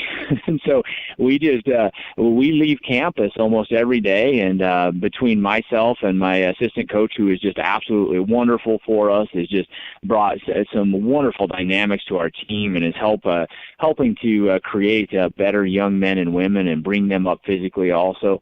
But between us two, we go out there and we make sure that everybody's, not falling too far behind, that we know where everybody's at and things like that. And then we go out, run a few miles in one direction, maybe come back or run a big loop. And we just get creative and go through town. And so you're right. You're probably going to see us out there. Feel free to honk, wave, whatever. But it's always nice to be out there and not just stuck in one spot. We'll get you out of here with this. Obviously, you've got Mid-Continent League coming up. That'll be on the 8th, so a week from this past Thursday. Then you go to Lakeside, and then it's regionals. What do you need to see from your group to perform well down the stretch in regionals and make a run to getting a large group to the state meet as well? Well, I think what we definitely have to see is what we've already started seeing is that leadership, which is a good piece we already have.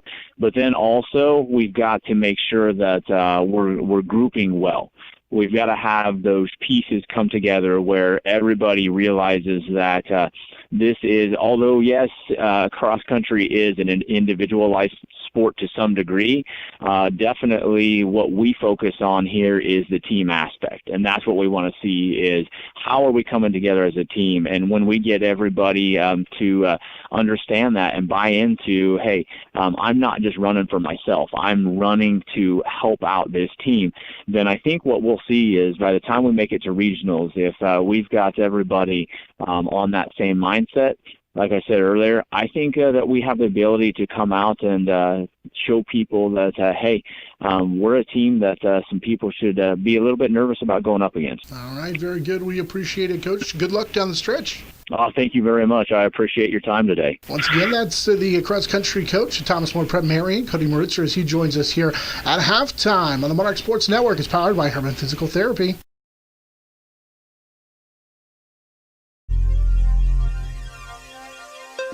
Adams, Brown, Barrett & Ball, your trusted advisors providing you with commitment, experience, and integrity. Hertz Rent-A-Car, bigger vehicle for a family trip or a car that gets excellent gas mileage for the next business trip? Book with Hertz Rent-A-Car on 8th Street in Hayes. Roof Masters Roofing and Sheet Metal and RM Custom Metals. When it hails, when it pours, one thing's for sure, Roof Masters is who you're looking for. Eagle Communications, our community connected.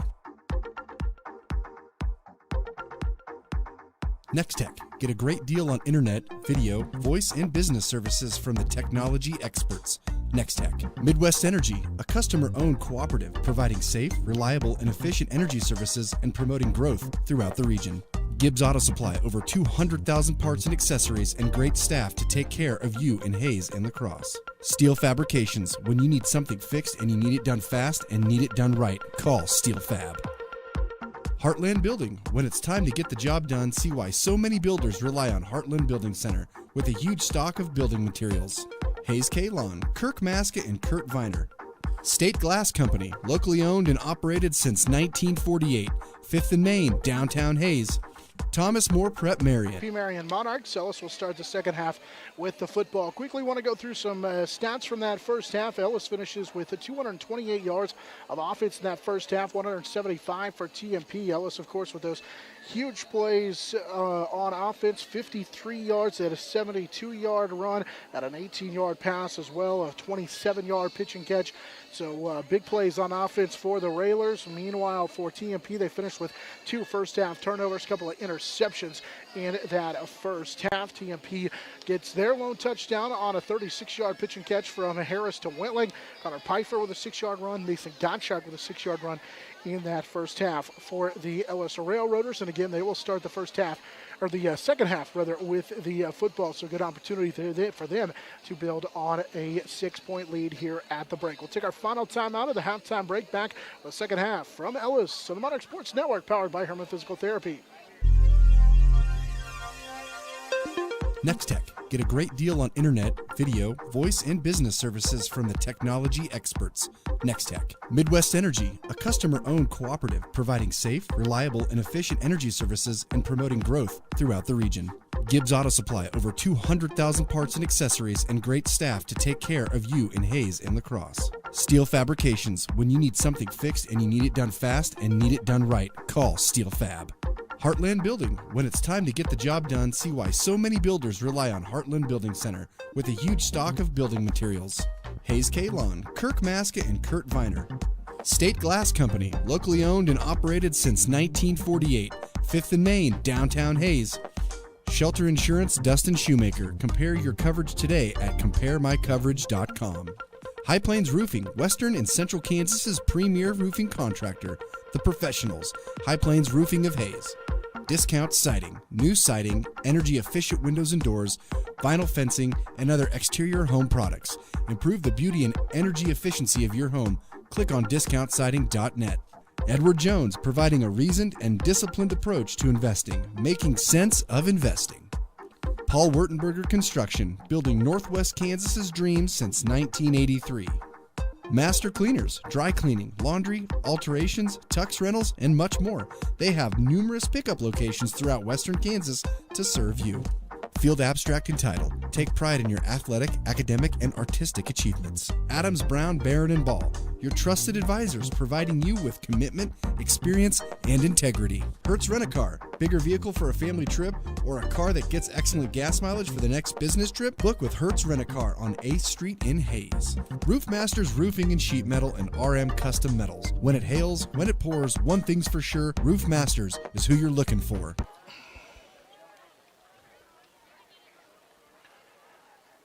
Leading 12-6 as we're ready to start this third quarter of action. The Ellis Railroaders will get the football as Jason Whitling and TMP will have it teed up and ready to go. He will kick from our right to our left here in this third quarter. It's from the south to the north here at the Ellis High School football field. Pfeiffer, Gottschalk waiting for the opportunity to return this kick as Whitling has it teed up. And the kick to the second half is a booming kick that'll go into the end zone for a touchback.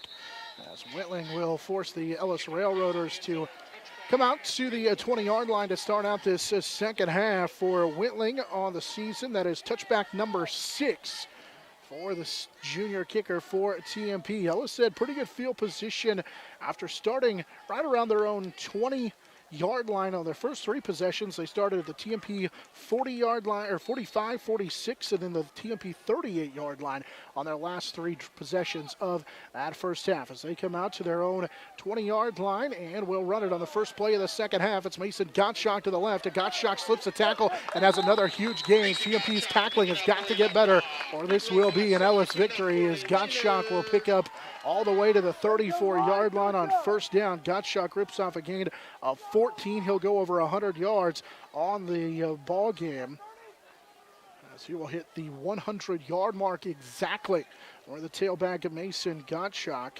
Gottschalk 4 away from his season high he had week 1 against the Phillipsburg, or make it week 3 against the Phillipsburg Panthers. Out of the shotgun, Kane will hand it for Connor Pfeiffer right side. Pfeiffer slips a couple of tackles and dives forward for a gain of close to 4 on the play.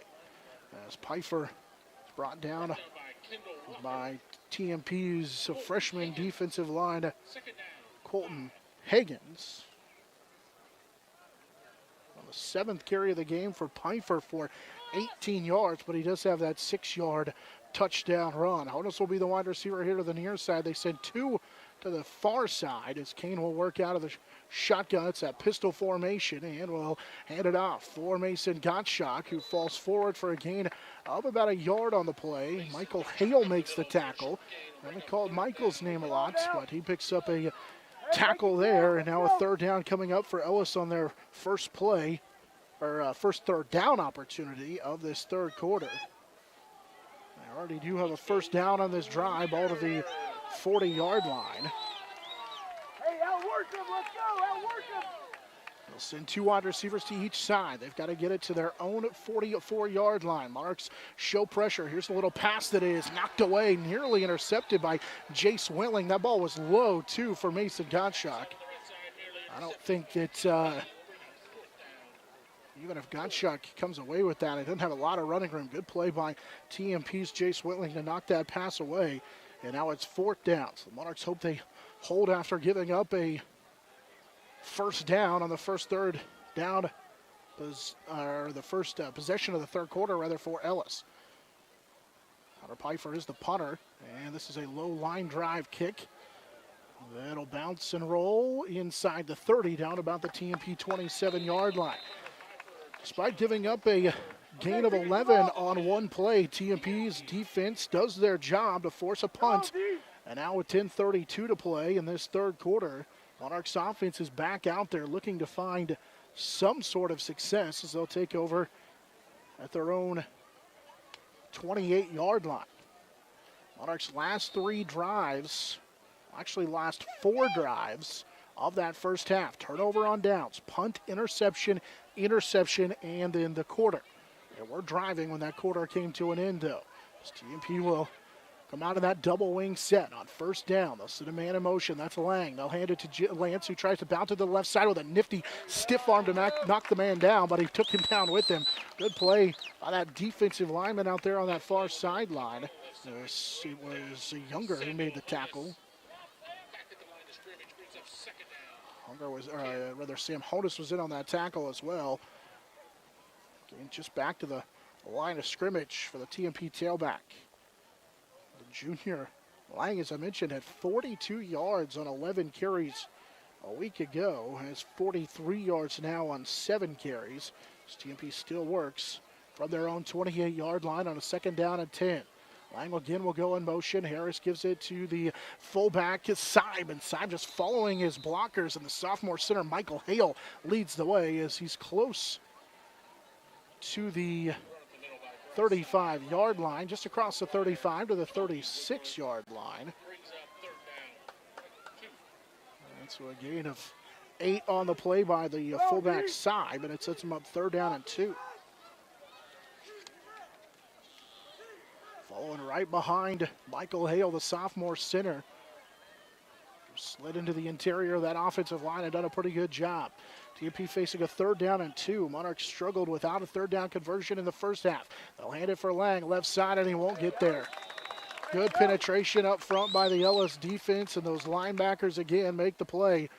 Right back to the line of scrimmage, and that's it. No gain for TMP on third down. And so it looks like it'll be fourth down and about 2. Facing TMP, it's a fourth long 2. After no gain on the play, and it looks like they'll be ready to punt this football away. Monarchs in the first half, 0 for 5 on third downs. They go 0 for 6 now on third down. Welling's the punter. Jace will kick it deep. It's a line drive. It's a good kick that'll turn over and then bounce. Picked up on the hop and scooting away is Jimenez from one tackler. He goes to the right side and will be knocked out of bounds shy of the 30-yard line. Kenton Ginther on the tackle at the 26-yard line. Good punt. But again, TMP goes 3 and outs, and Ellis gets it back. They'll take over at their own 26-yard line. They had to punt their last possession. 8:20 to go here in this third quarter. It's still 12-6 in favor of the Ellis Railroaders.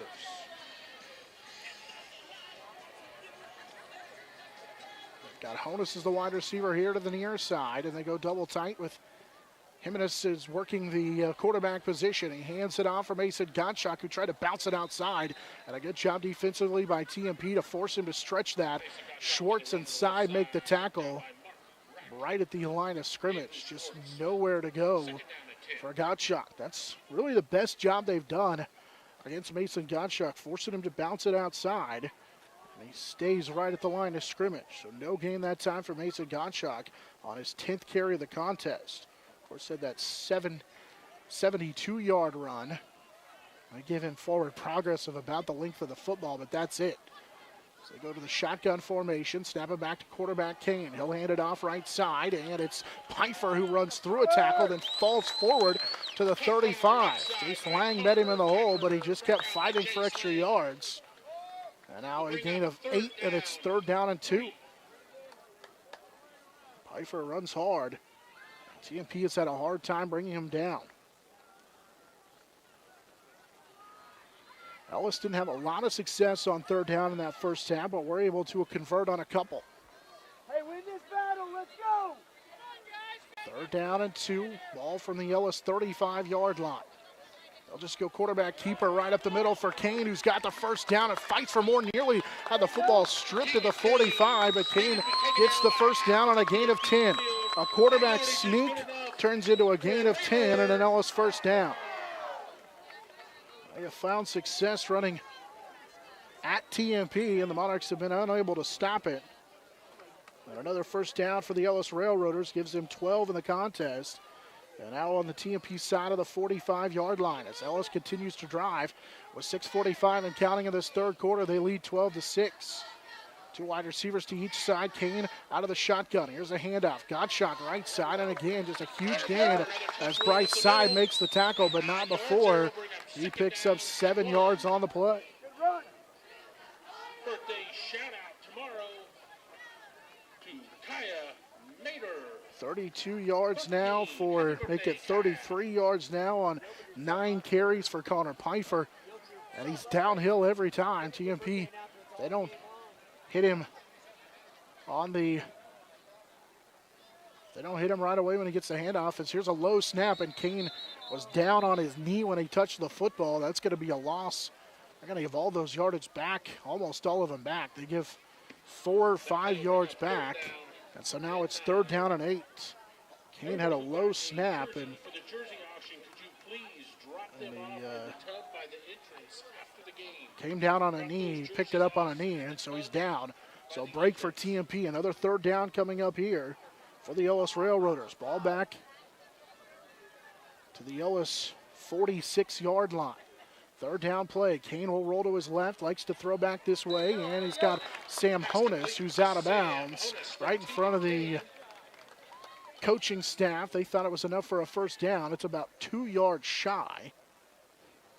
So he picks up 6 to Sam Honus on the 19th pass attempt of the game for Kane. Hey, win it here. Come on, And now boys. it's 4th down.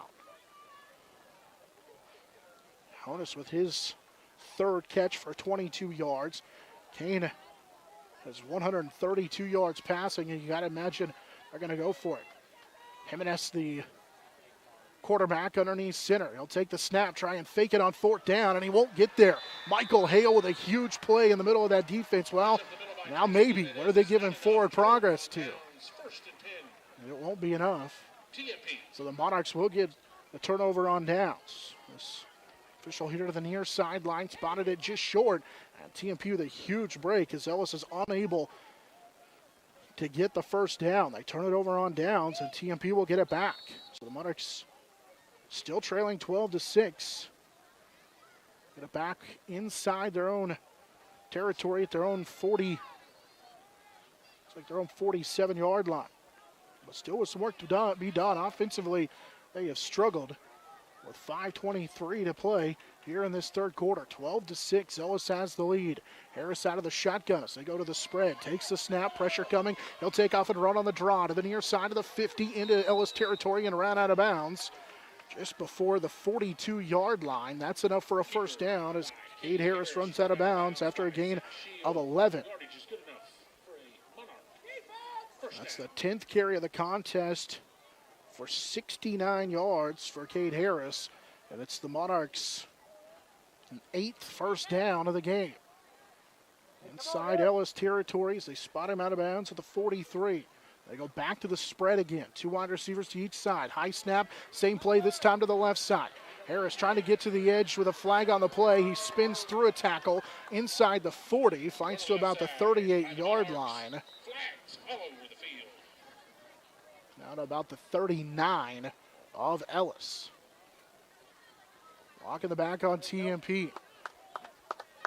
This has been a relatively clean football game penalty-wise. Monarchs had a penalty on the 2-point conversion, then had a holding call. So this will be their second penalty, plus then on the one then the 2-point conversion. Walking the back penalty, though, the 15-yard variety.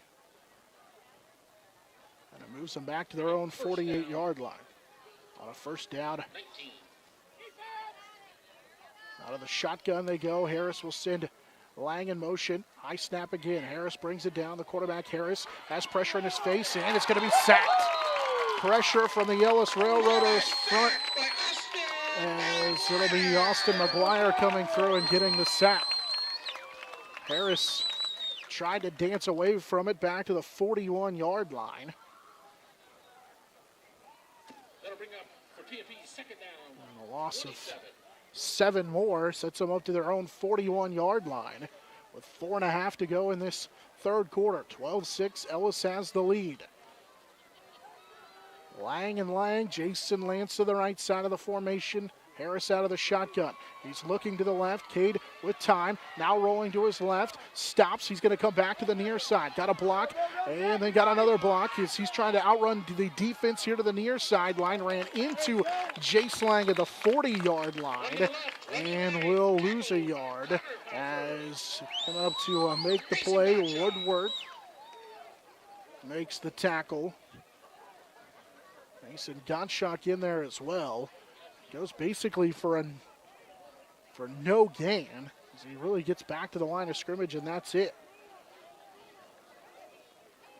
Ellis did a nice job to really just stay put, stay home. Another third down play for TMP. They are still 0 for 7 on third down. 3rd and 24. Harris out of the shotgun. Looking to his left. He'll throw it underneath for Wentling, who makes the catch. Chase gets away from a man to the 40. Jason a foot race to the 30. Jace to the far sideline to the 10. Jace with a shoe coming off is going to be stepped out of bounds, or be marked out of bounds as he lost a shoe at the 9.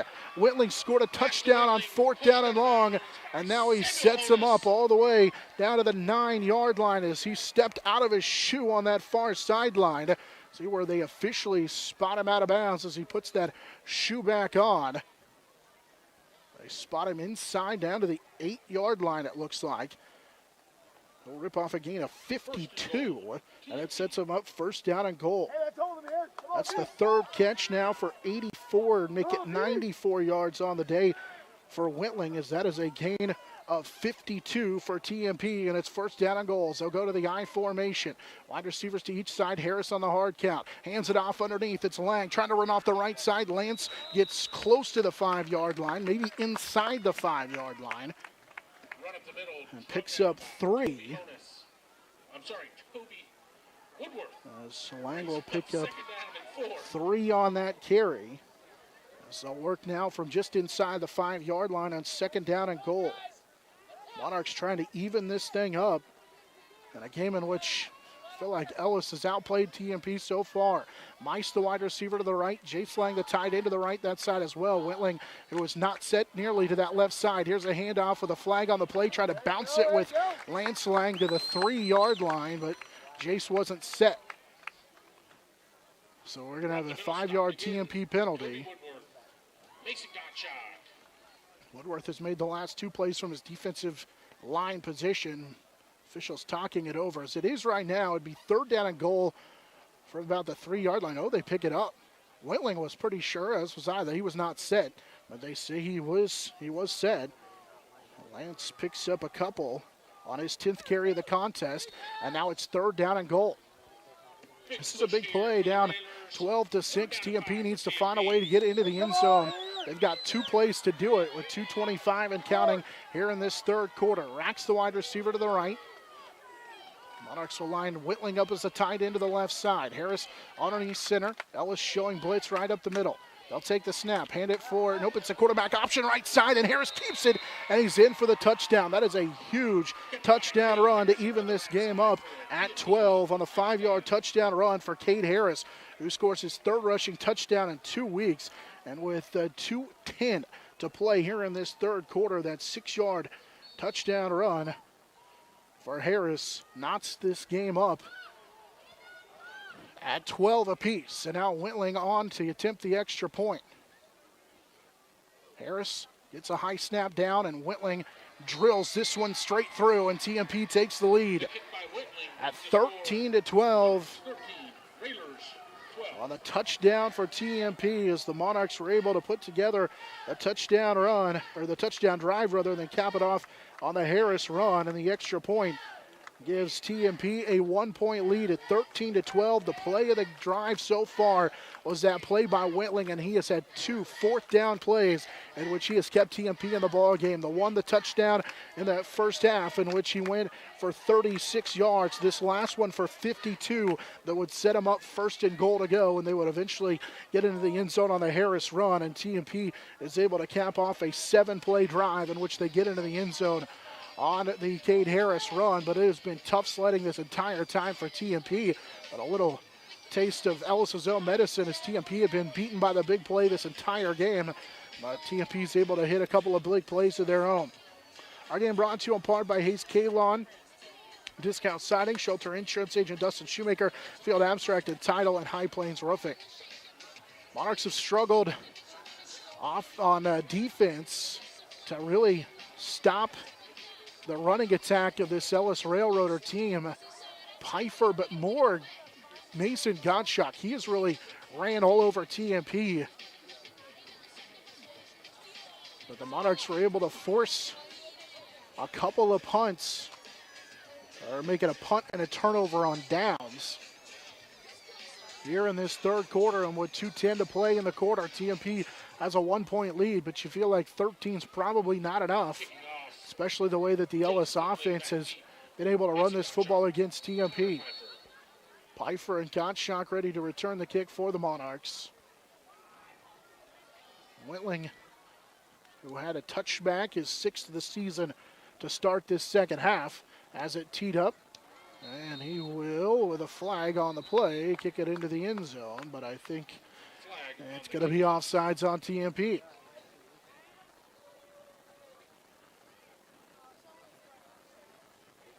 It's a procedure penalty.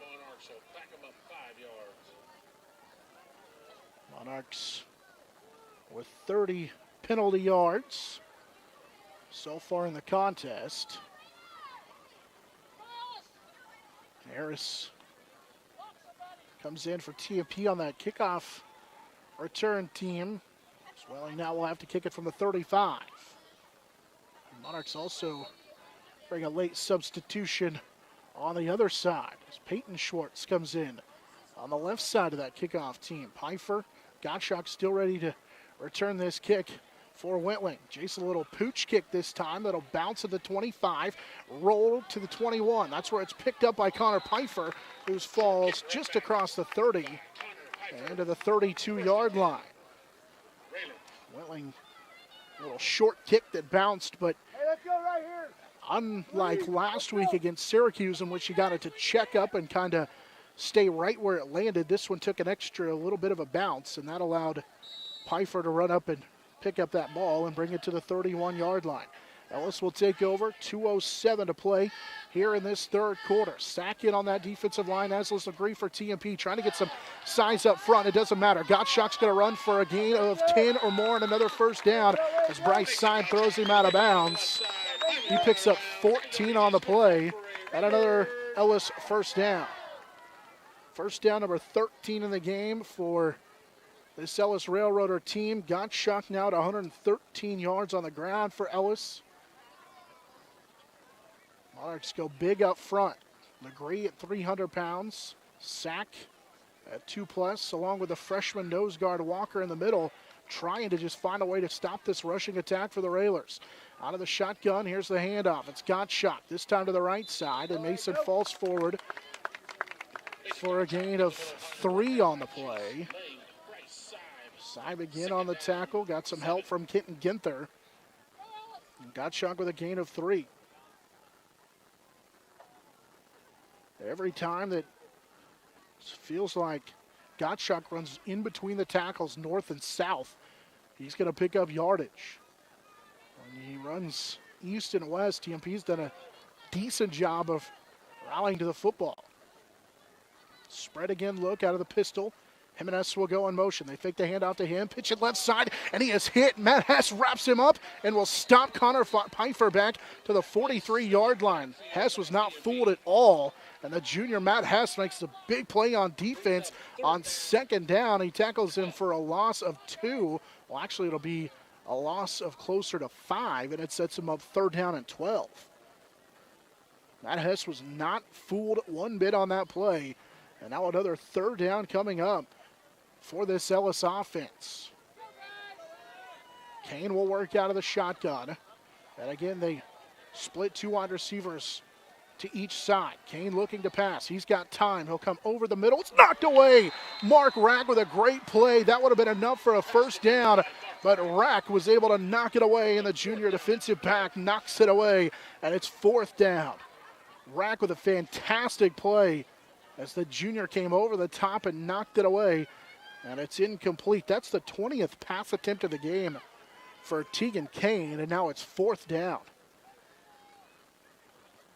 Monarchs with 3 now in the game. Huge pass deflections. Pfeiffer to punt this football. He's got time. He'll kick it away from Harris. It'll take a Ellis bounce and be out of bounds inside the Ellis, or inside the TMP 25, all the way down to the Ellis 20, or the TMP 22. Took an Ellis bounce. The Monarchs will have 1st down and 10 with 31 seconds to play here in this 3rd quarter at their own 23-yard line. They just scored and took the lead on the extra points on their last possession, which they had a 7-play drive. Rack, after that great defensive play, will be the wide receiver to the right, Wintlings to the left. So they go back to the double wing formation. Seib is the fullback behind Harris. They send a man in motion. It's Lance Lang. They'll pitch it to him right side. Got a block. Now tried to reverse his field and stumbles down and is going to lose all sorts of yards. He tried to reverse his field back to the left instead of just following some of his blockers. He loses 3 yards on the play. It's 2nd and 13. Younger from his defensive end position makes a good play. Lang with 40 yards on 11 carries. He had a 40-yard gain a week ago, and that will put an end to that 3rd quarter. TMP gets a touchdown and an extra point to take a 1-point lead at 13-12. We head to the 4th quarter in the Battle of Big Creek with TMP leading by 1 on the Monarch Sports Network. It's powered by Herman Physical Therapy. Next Tech. Get a great deal on internet, video, voice, and business services from the technology experts. Next Tech. Midwest Energy, a customer-owned cooperative providing safe, reliable, and efficient energy services and promoting growth throughout the region. Gibbs Auto Supply, over 200,000 parts and accessories and great staff to take care of you in Hayes and La Crosse. Steel Fabrications, when you need something fixed and you need it done fast and need it done right, call Steel Fab. Heartland Building. When it's time to get the job done, see why so many builders rely on Heartland Building Center with a huge stock of building materials. Hayes K. Long, Kirk Maska, and Kurt Viner. State Glass Company, locally owned and operated since 1948. 5th and Main, downtown Hayes. Thomas More Prep Marion, building communities of faith, knowledge, and service. Jeter Law Firm, proud to support student athletes, partners you can rely on. Jeter Law Firm.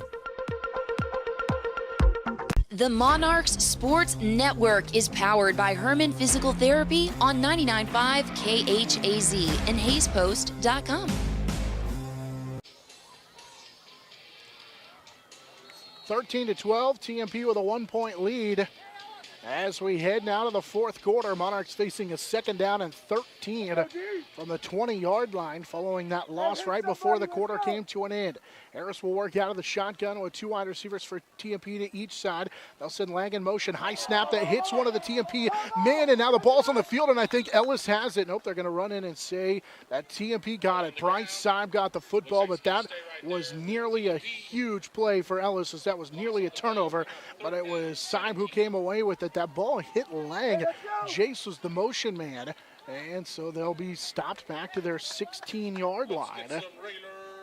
And now it's 3rd down for TMP. They have still struggled all game long on 3rd down.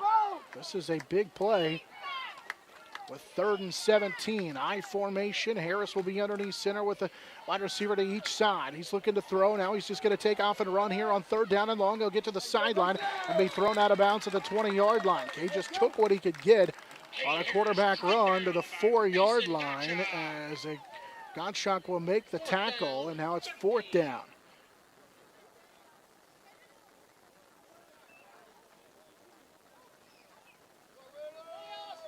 Harris just picks up those 4 yards on 3rd down.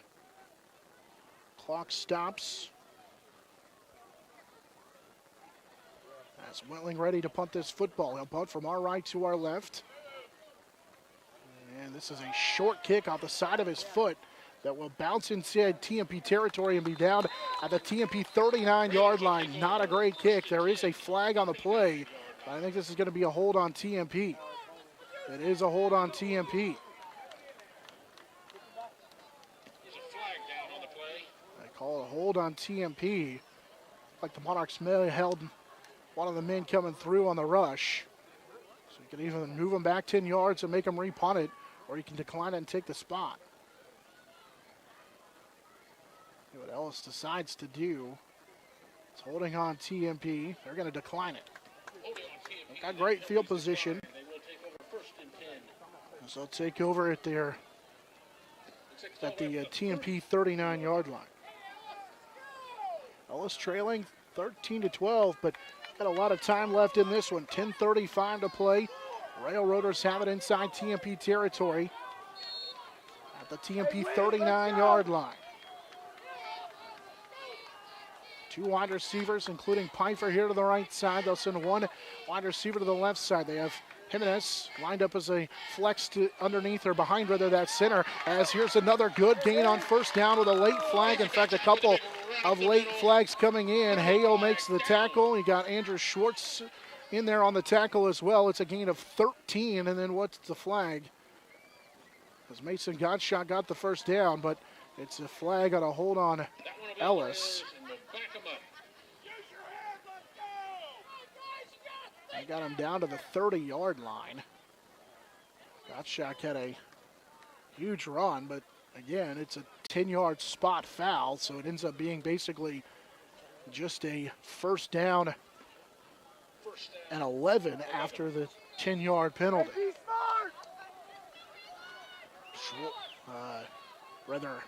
Ellis will send a wide receiver way outside of the boundary here to the right side. 2 to the left. Here's a low snap. Kane will dig it out of the dirt, throw it right side, and the catch is made, and then another slip tackle. It's Mason Gottschalk who's got the 1st down into the open field, stumbles inside the 15-yard line. Mason Gottschalk picks up another big gain. It's 16, make it 26 on the gain for Mason Gottschalk. Gottschalk has been a huge target in the passing game as he rips off another huge gain. As Gottschalk hits another Ellis 1st down as they continue to move the chains. The TMP has struggled to tackle Gottschalk. 2 wide receivers to the right side, 2 to the left. As Gottschalk lines up his tailback next to Kane. He'll get the call right side. Gottschalk with a man hanging onto that football, runs off the right side. Seib and Kitten Ginther will pull him down inside the 10-yard line, or rather inside the 15 to about the 14, maybe the 13, on a gain of about 1.5 yards for Mason Gottschalk. Gottschalk with 117 yards on 13 carries.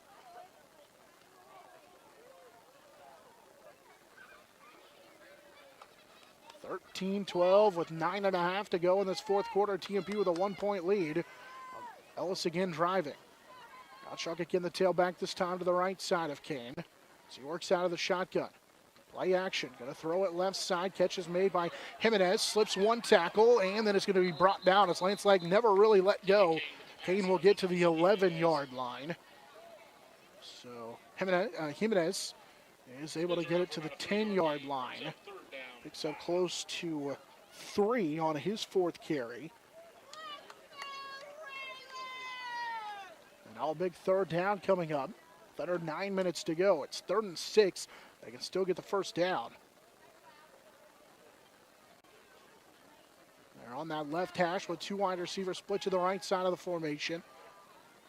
2 to the left. Kane on a 3rd down. Get it inside the TMP 5. They'll have a 1st down. So they'll go roll out left. Kane looking to take off and run with it. He'll get ran out of bounds. Good play by TMP. The pursuit from behind. Kenton Ginther helped to clean it up. And Kane was slow to get up over there on that far sideline.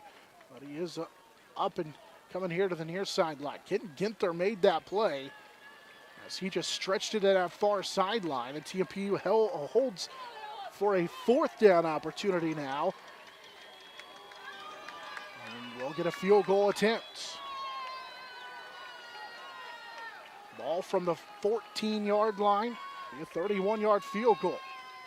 Kane for his first field goal attempt of the season. Low line drive kick that is good. And Tegan Kane with 8:22 and the clock still runs.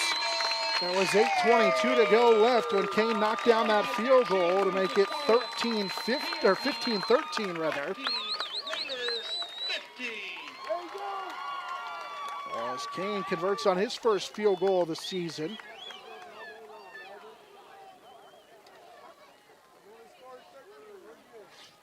TMP trailing once again. A field goal comes at the 8:22 mark here of this 4th quarter. Monarchs, sure, the officials huddling for some reason. Not sure what they're talking about after the field goal. Puts Ellis back on top. They were able to put together that nice drive. And the officials just huddling during the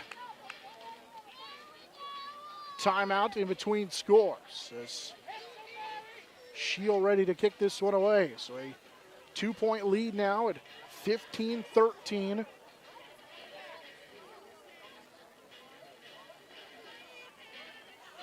Ellis back on top thanks to the field goal. Cade Harris ready to return this for TMP at the 15. Shields kick, it's a short kick. Bryce Syme will take it at the 18-yard line. Going to take it right in the middle of that wedge. Now bounces it to the right side. So he'll get across the 40 and get spun down right about the 41-yard line. Well, they actually spot him at the 40-yard line. And that's where TMP will take over. Syme's return. Sets him up with good field position. The kicker in on that tackle. Shield just angled it away from Harris, and Syme had to backpedal to return it at about the 18-yard line. On a return of 22. Monarchs will have it. 1st down and 10. We'll go to the I formation with a pair of tight ends and wide receivers to each side.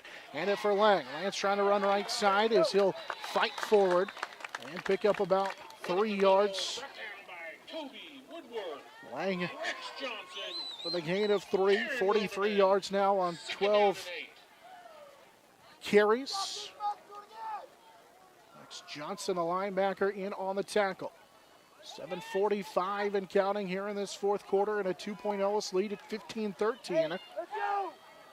Monarchs again send wide receiver to each side and work out of the I formation. Harris runs the option. They'll give it right up the middle to Bryce Syme. Syme fights across the 45 to about the 45 and a half, 46-yard line. So spot him back to the 45. And now it's 3rd down and 5 facing the Monarchs after Syme picks up 3. It's over 50 yards, or rather on 6 carries. He's over 30 yards on the ground. And now a big 3rd down and 5 coming up for TMP, and a 3rd down here. Harris looking to pass, pulls it down. Now running out of time. He'll throw it over the middle to Lang as Harris took a huge hit. Jason to the open field here to the near sideline, angling, and will go out of bounds. He gets the 1st down, and they spot him to the 22-yard line. Harris pulled that ball down and then threw it across the middle. They spot him down to the 22-yard line. As he picks up the 1st down, it's Jace Lang who will come away with a huge gain for TMP. As Jimenez and Burton made that huge play. And Lang again with that long catch sets TMP up with a 1st down. And now they'll go back to the I formation and a wide receiver to each side. Ellis showing blitz. Harris is just going to take it on the quarterback run to the right side. It's just a quarterback straight dive off that right side, and it's a gain of 6. As TMP is able to get it to the 17-yard line on a gain of 6. 77 yards now on 15 carries for Cade Harris. He has that 1 touchdown run as well. A lot of those runs came on that drive right before the end of that 1st half, in which he just took off and ran. He's going to keep it again, this time trying to run that same play to the left side, and he's going to get wrapped up and dropped. So they just tried to run the quarterback power off the left behind Simon Company, and Harris gets stood up. As Nate Johnson makes the play. Not a lot of running room off that left side, and so now 3rd down again. In fact, maybe a loss of 1 for Harris. And it's 3rd down and 5 again. With 5:45 and counting, TMP trails by 2 at 15-13. Gross is a wide receiver to the right here on this 3rd down play. Wentling's the wide receiver to the left. Harris underneath center here on a 3rd down and long 5. They'll hand it for Lang. As Lance trying to fight to the right side, and he's close to a 1st down. We'll see where they spot it. Needed the 12 on a 3rd down and 5, and it's awful close, maybe about a yard plus, and in fact he does get enough as Johnson and Pfeiffer make the tackle. Lang's going to get the 1st down and move the chains. TMP with just their 9th 1st down of the game. Monarchs still can get a 1st down now as it sets them up at the 12-yard line with 5:15 and counting. Trailing by 2 at 15-13. Harris underneath center with the I formation. Ellis is showing blitz, and they come into the neutral zone. Good hard count. And TMP's going to get a free 5 yards. Encouragement on the Railers. 1st down and 5. Again, TMP can still get a 1st down. So they have 1st down and 5 from about the 6.5, 7-yard line. Harris underneath center as we close in on 5 minutes to go in this one. Rack and Wentling, the wide receivers, each split to each side. They'll hand it for Lang. Lance right side with a head of steam, fights for the goal line, and he is in for the touchdown.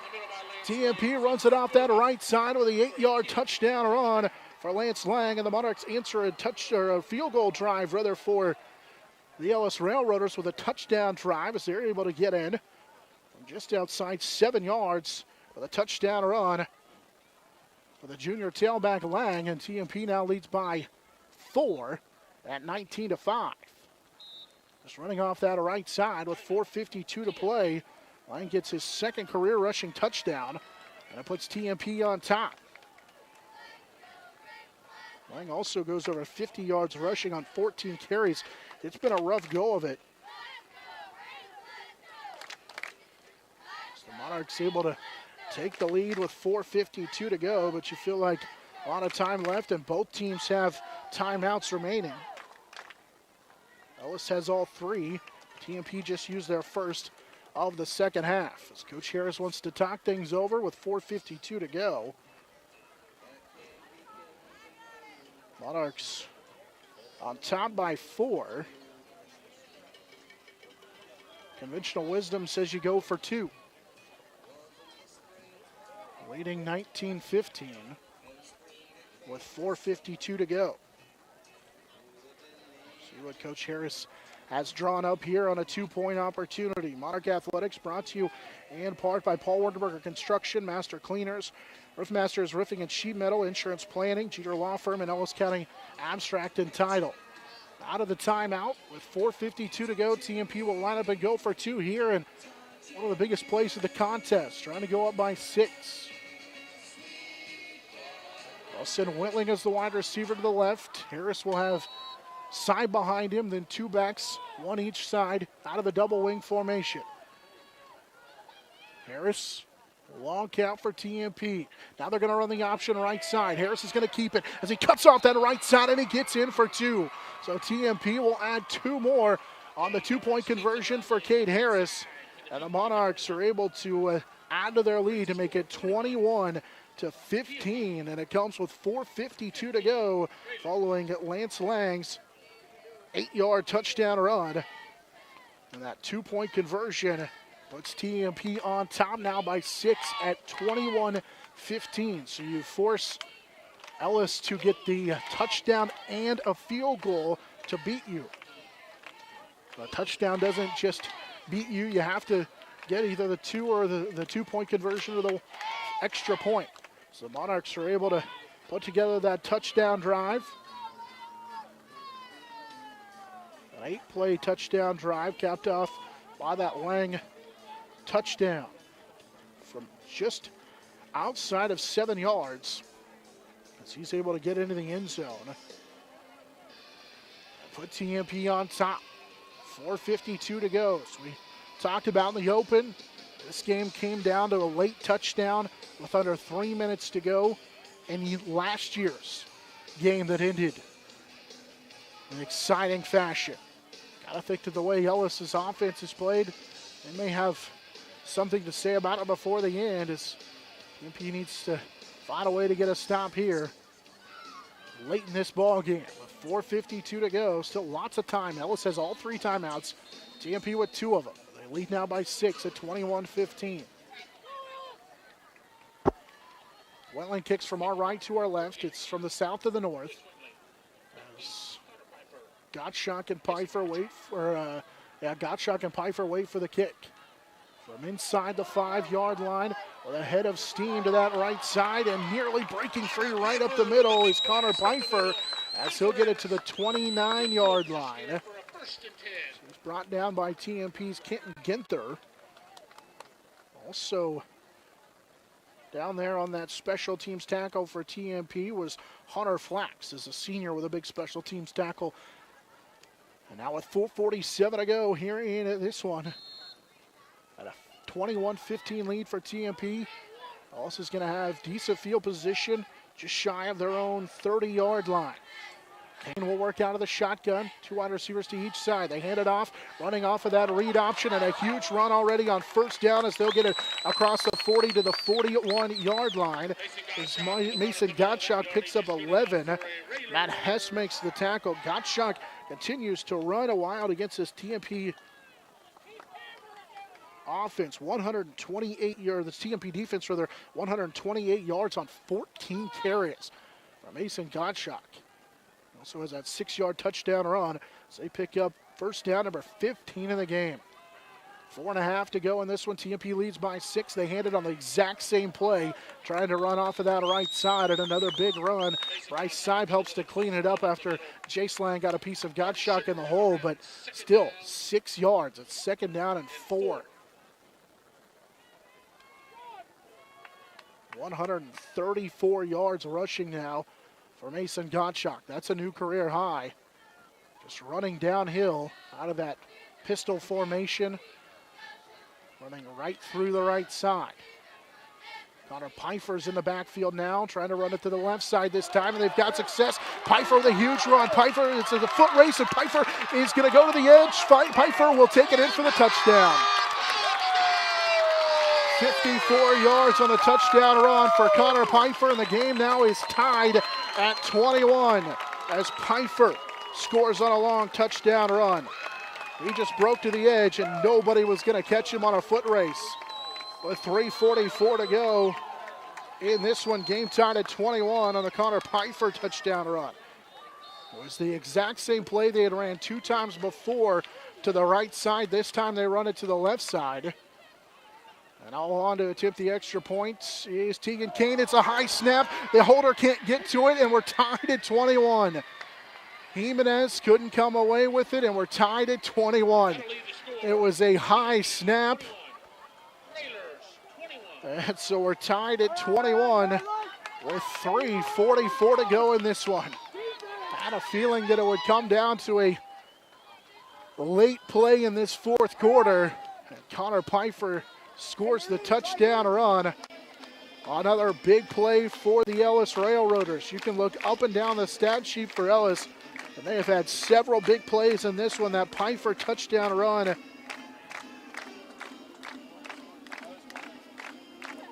59 yards, his longest run of the contest. Mason Gottschalk with a run of 72. He's also in this contest has receptions of 53, 27, and 26. Sam Honus has 22 yards on a couple of catches as well. And up and down the lineup, their offense has found a lot of rhythm in this one so far. A big play tonight. It's helped the Ellis Railroaders to a tie ball game now with 3:44 to go. Tied at 21 apiece. Shield ready to kick it away. This is a line drive kick that will go out of bounds at the TMP 28-yard line. They're trying to kick it away, kind of angle it to the sideline. Last time it was close enough to the hash marks where Syme had to return it. This time Bryce just lets it go. And Coach Jay Harris will make him re-kick it. I've talked about the penalties in this game. It's been a relatively clean game. 5 penalties now for Ellis. TMP has the 4. They did have 1 declined on that last Ellis possession.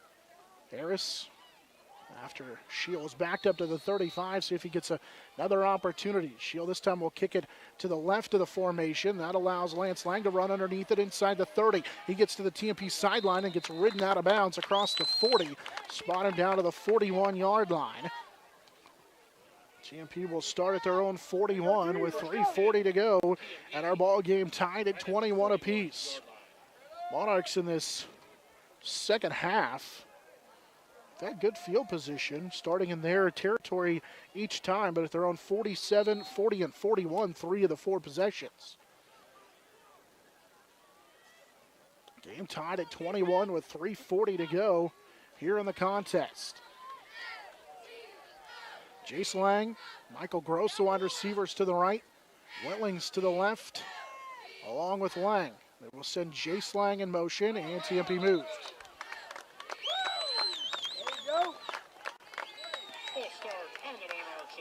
Back and inside their own 30, or in their own 40-yard line.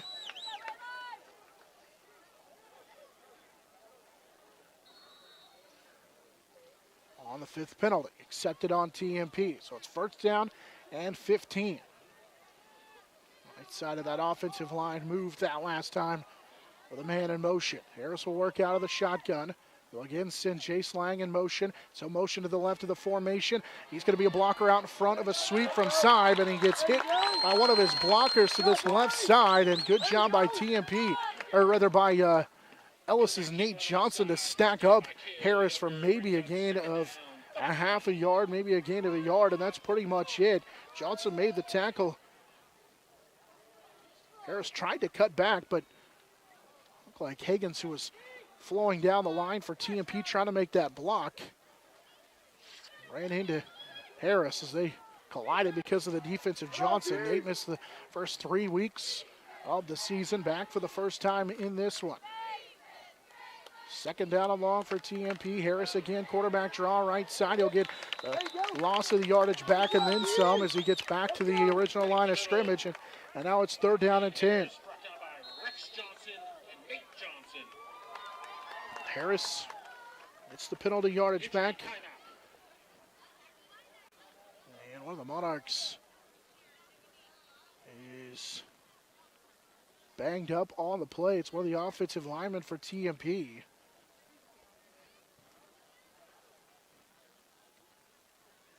See if we can figure out which Monarch it is.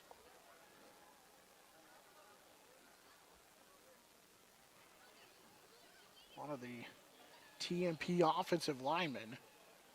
I got rolled up on. Oh, it's Kendall Walker? No, it's Marcus Legree. I know.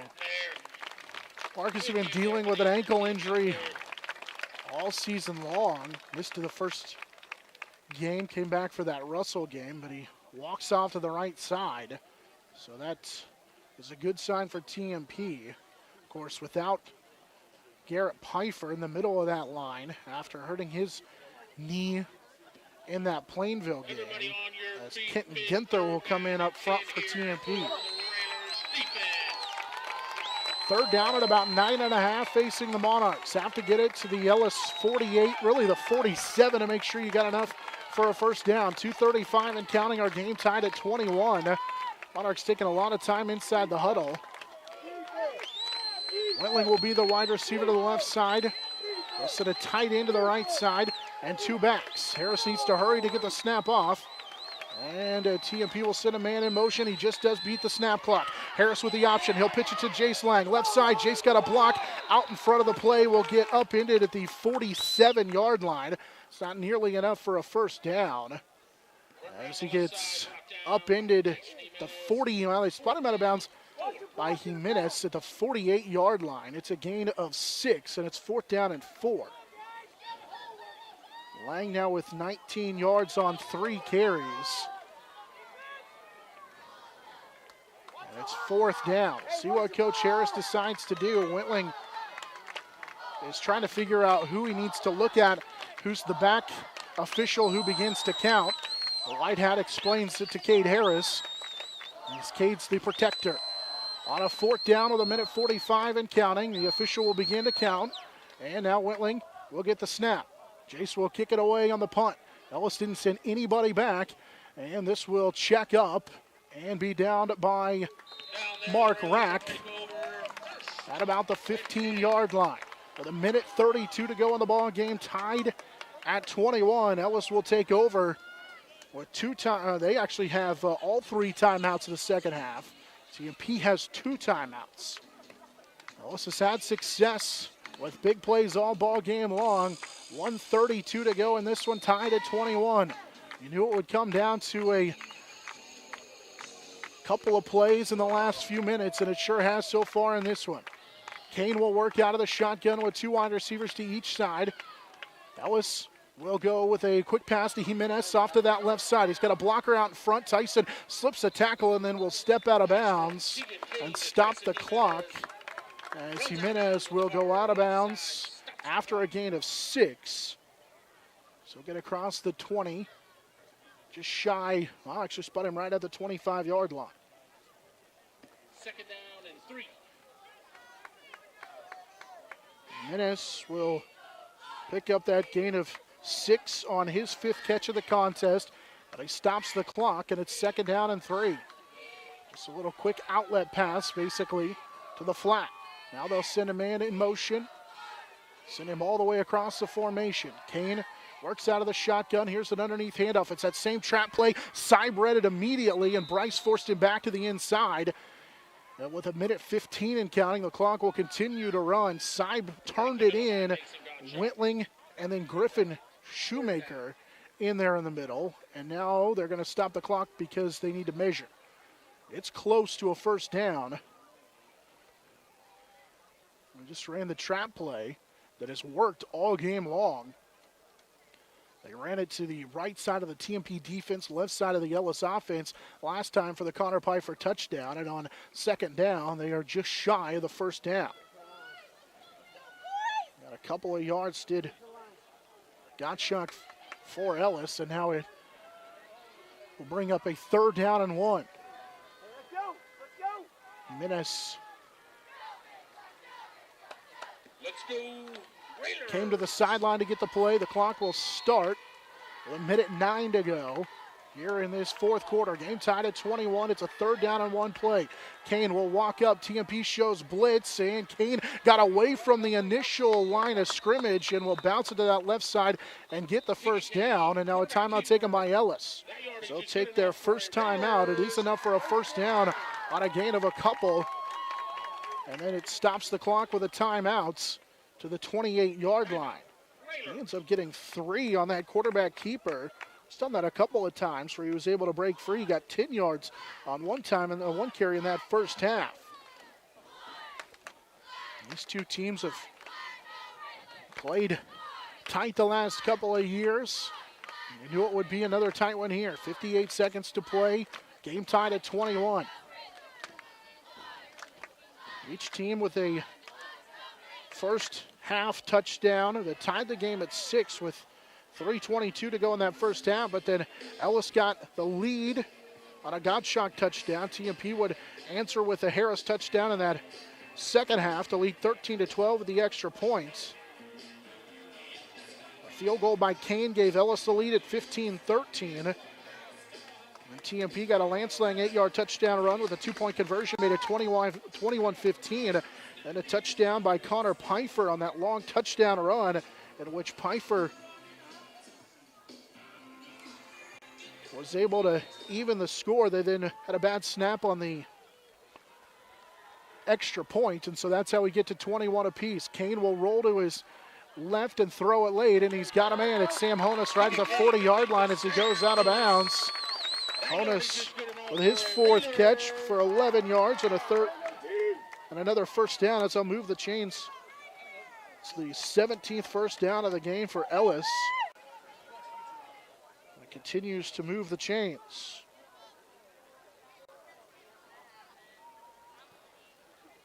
54 seconds to play here in this one. Ellis has got it to the TMP 40-yard line now. Tied at 21. Kane will work out of the shotgun. This time he's going to roll to his right. Kane holding it like he's looking to run. He's going to cut back, make a man miss, and then get stacked up by 3 or 4 TMP Marion Monarchs. He was holding that football like officials got a flag in. Higgins made the tackle. Actually, they're going to call a personal foul on TMP. Higgins made the tackle, and then they call a blow to the head on TMP. They had it to the 44, and then the 15-yard penalty. Official ran to talk to the TMP sideline. And now they'll re-spot it. It'll be a 15-yard penalty that moves it all the way to the TMP 41-yard line.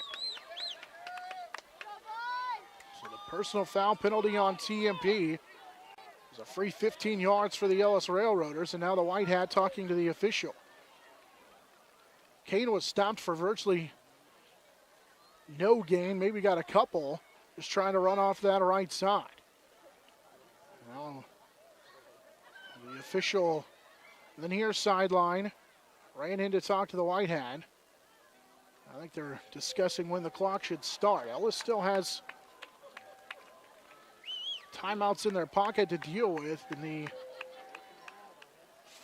ball now to the 41-yard line. It'll start on the snap as Kane will work out of the shotgun following the 15-yard penalty on TMP. Kane's got time, throws it, and it's incomplete.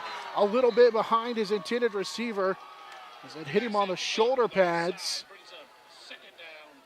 And so it's incomplete. 2nd down at 10 now. Looking for Mason Gottschalk underneath.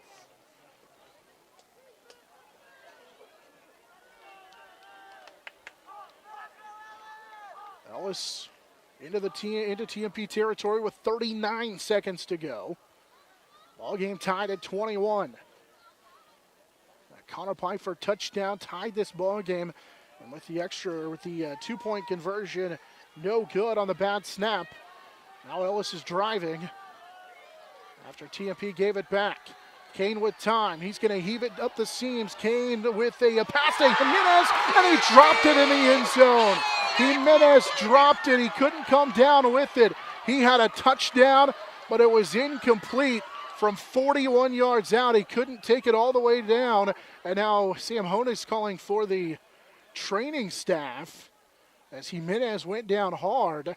And so now the focus is on Jimenez, who couldn't haul that in the end zone. If he pulls that in, it's a touchdown. But now they'll take a look at the receiver. Jimenez, he's been a big part of this ball game. And as soon as he hit the turf, that ball came free. 145-pound junior. Two-year starter. Now into his third year as a starter. So they continue to tend to him in that Ellis end zone. He went down hard. Both training staffs take off and sprint down there to be with Jimenez. So with the injury timeout, let's go ahead and we'll use this opportunity to take a timeout. Let's step away for 1 minute here on the Monarch Sports Network. It's powered by Herman Physical Therapy.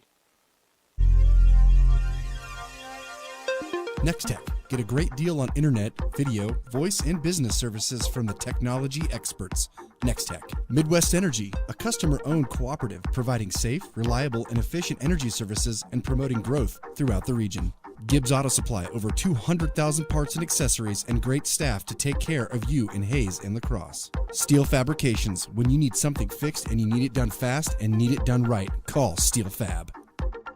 Heartland Building. When it's time to get the job done, see why so many builders rely on Heartland Building Center with a huge stock of building materials. Hayes K. Long, Kirk Maska, and Kurt Viner. State Glass Company, locally owned and operated since 1948. 5th and Main, downtown Hayes. Thomas More Prep Marion, building communities of faith, knowledge, and service. Jeter Law Firm, proud to support student athletes, partners you can rely on. Jeter Law Firm.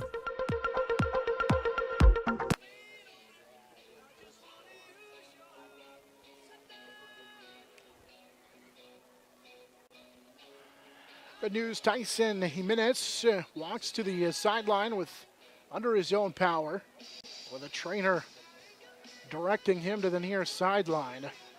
Not sure if maybe he hit his head on the ground when he took a tumble trying to haul that pass in, but Sam Honig immediately called for the sideline. And Jimenez is onto the near sideline, and they're taking a look at him. So as they continue to take a look at him, we've got a big play coming up now. It's 3rd down and 10, 32 seconds to go. Ellis has it at the 41 of TMP, tied at 21. Out of the shotgun, Kane will roll to his left. TMP brings pressure late. Here's the throw to the sideline. It's incomplete. Looking to the sideline, and is Sam Honig, the intended receiver, and now he's a little bit banged up, grabbing his side as he comes to the near sideline. That was 3rd down. Game tied at 21 with 27 seconds to play. And a big 4th down play coming up here. Ellis has to get it to the TMP 30.5-yard line. Monarchs with a late substitution. They bring an extra defensive back in. They do get Matt Hess off the field as Lang comes in for TMP. Here comes the pressure on 4th down. Pass is going to be complete here to the near sideline. And the catch is made for the Ellis Railroaders to this near sideline. As coming up with that catch for the Ellis Railroaders is Wesley Kern.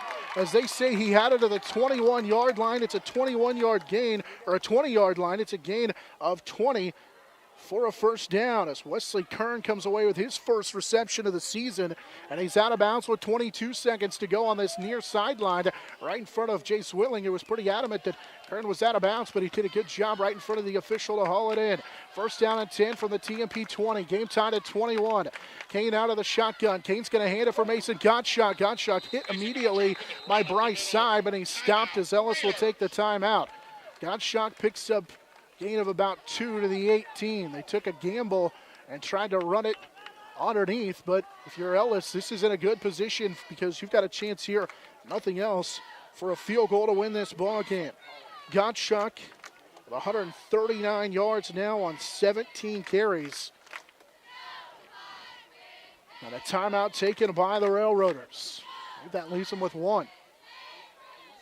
Game tied at 21. Railers trying to end a 3-game losing streak to TMP and move to 1-1 in district play. Monarchs trying to win 4 games in a row for the first time since 1989.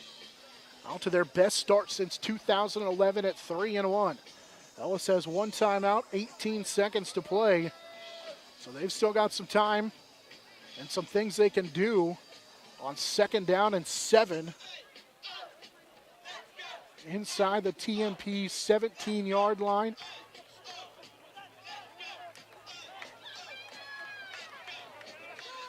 Kearns, the wide receiver, split to the far side. They send 2 off to the left. Now Kearns going to be tight with Mason Gottschalk to the right side of the formation. Here on a 2nd down and 8 as they work for the TMP 17-yard line. Kane will go out of the shotgun. Ellis looking to pass. They come over the middle. It's picked off.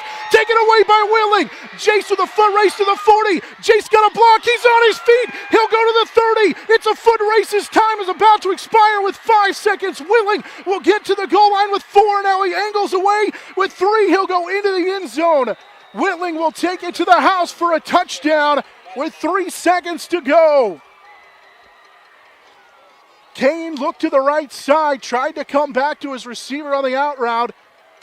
Whitling tried to stay in bounds or tried to stay before going into the end zone for as long as he could. There'll be 3 seconds to go.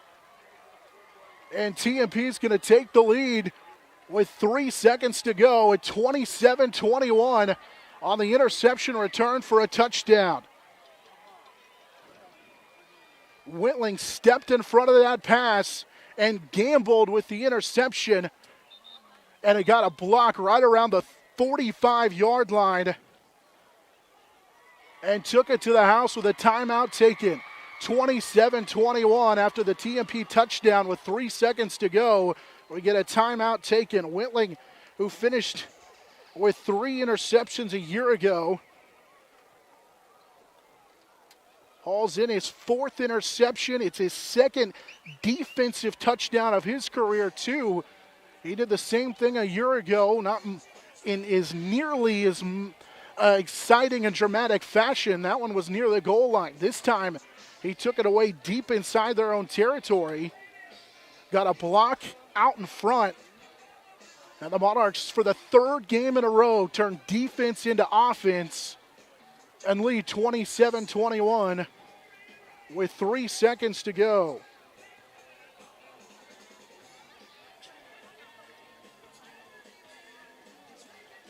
And for Tegan Kane, you feel bad for the quarterback, but he's thrown an interception in every game so far this year, and 7 of his last 9.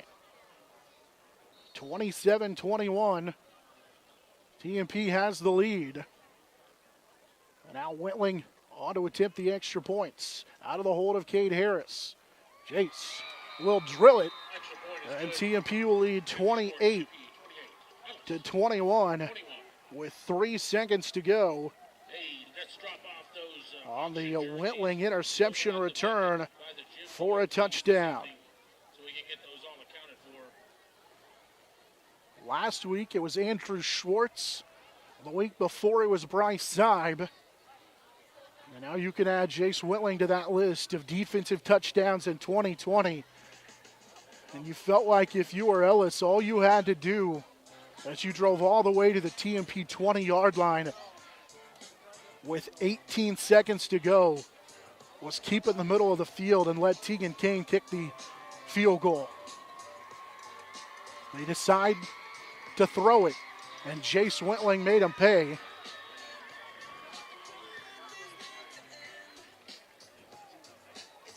We'll have to check, but I think officially that's going to go down as an 85, it may be an 83-yard interception return for a touchdown. We'll have to check to make sure on the official yardage, because Whitling jumped that pass.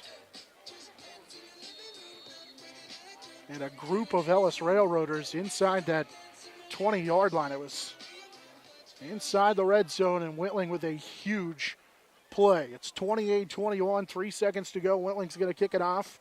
It's just a low line drive kick. It'll bounce past it up back and be picked up by an Ellis Railroader as Gottschalk looks for some room, and that's going to do it. TMP's going to escape and move to 2-0 as the defense for a third week in a row comes up huge. As they win 28-21, it's their fourth win in a row, and it's the first time they've done that since 1989. It's their fourth win over the Ellis Railroaders.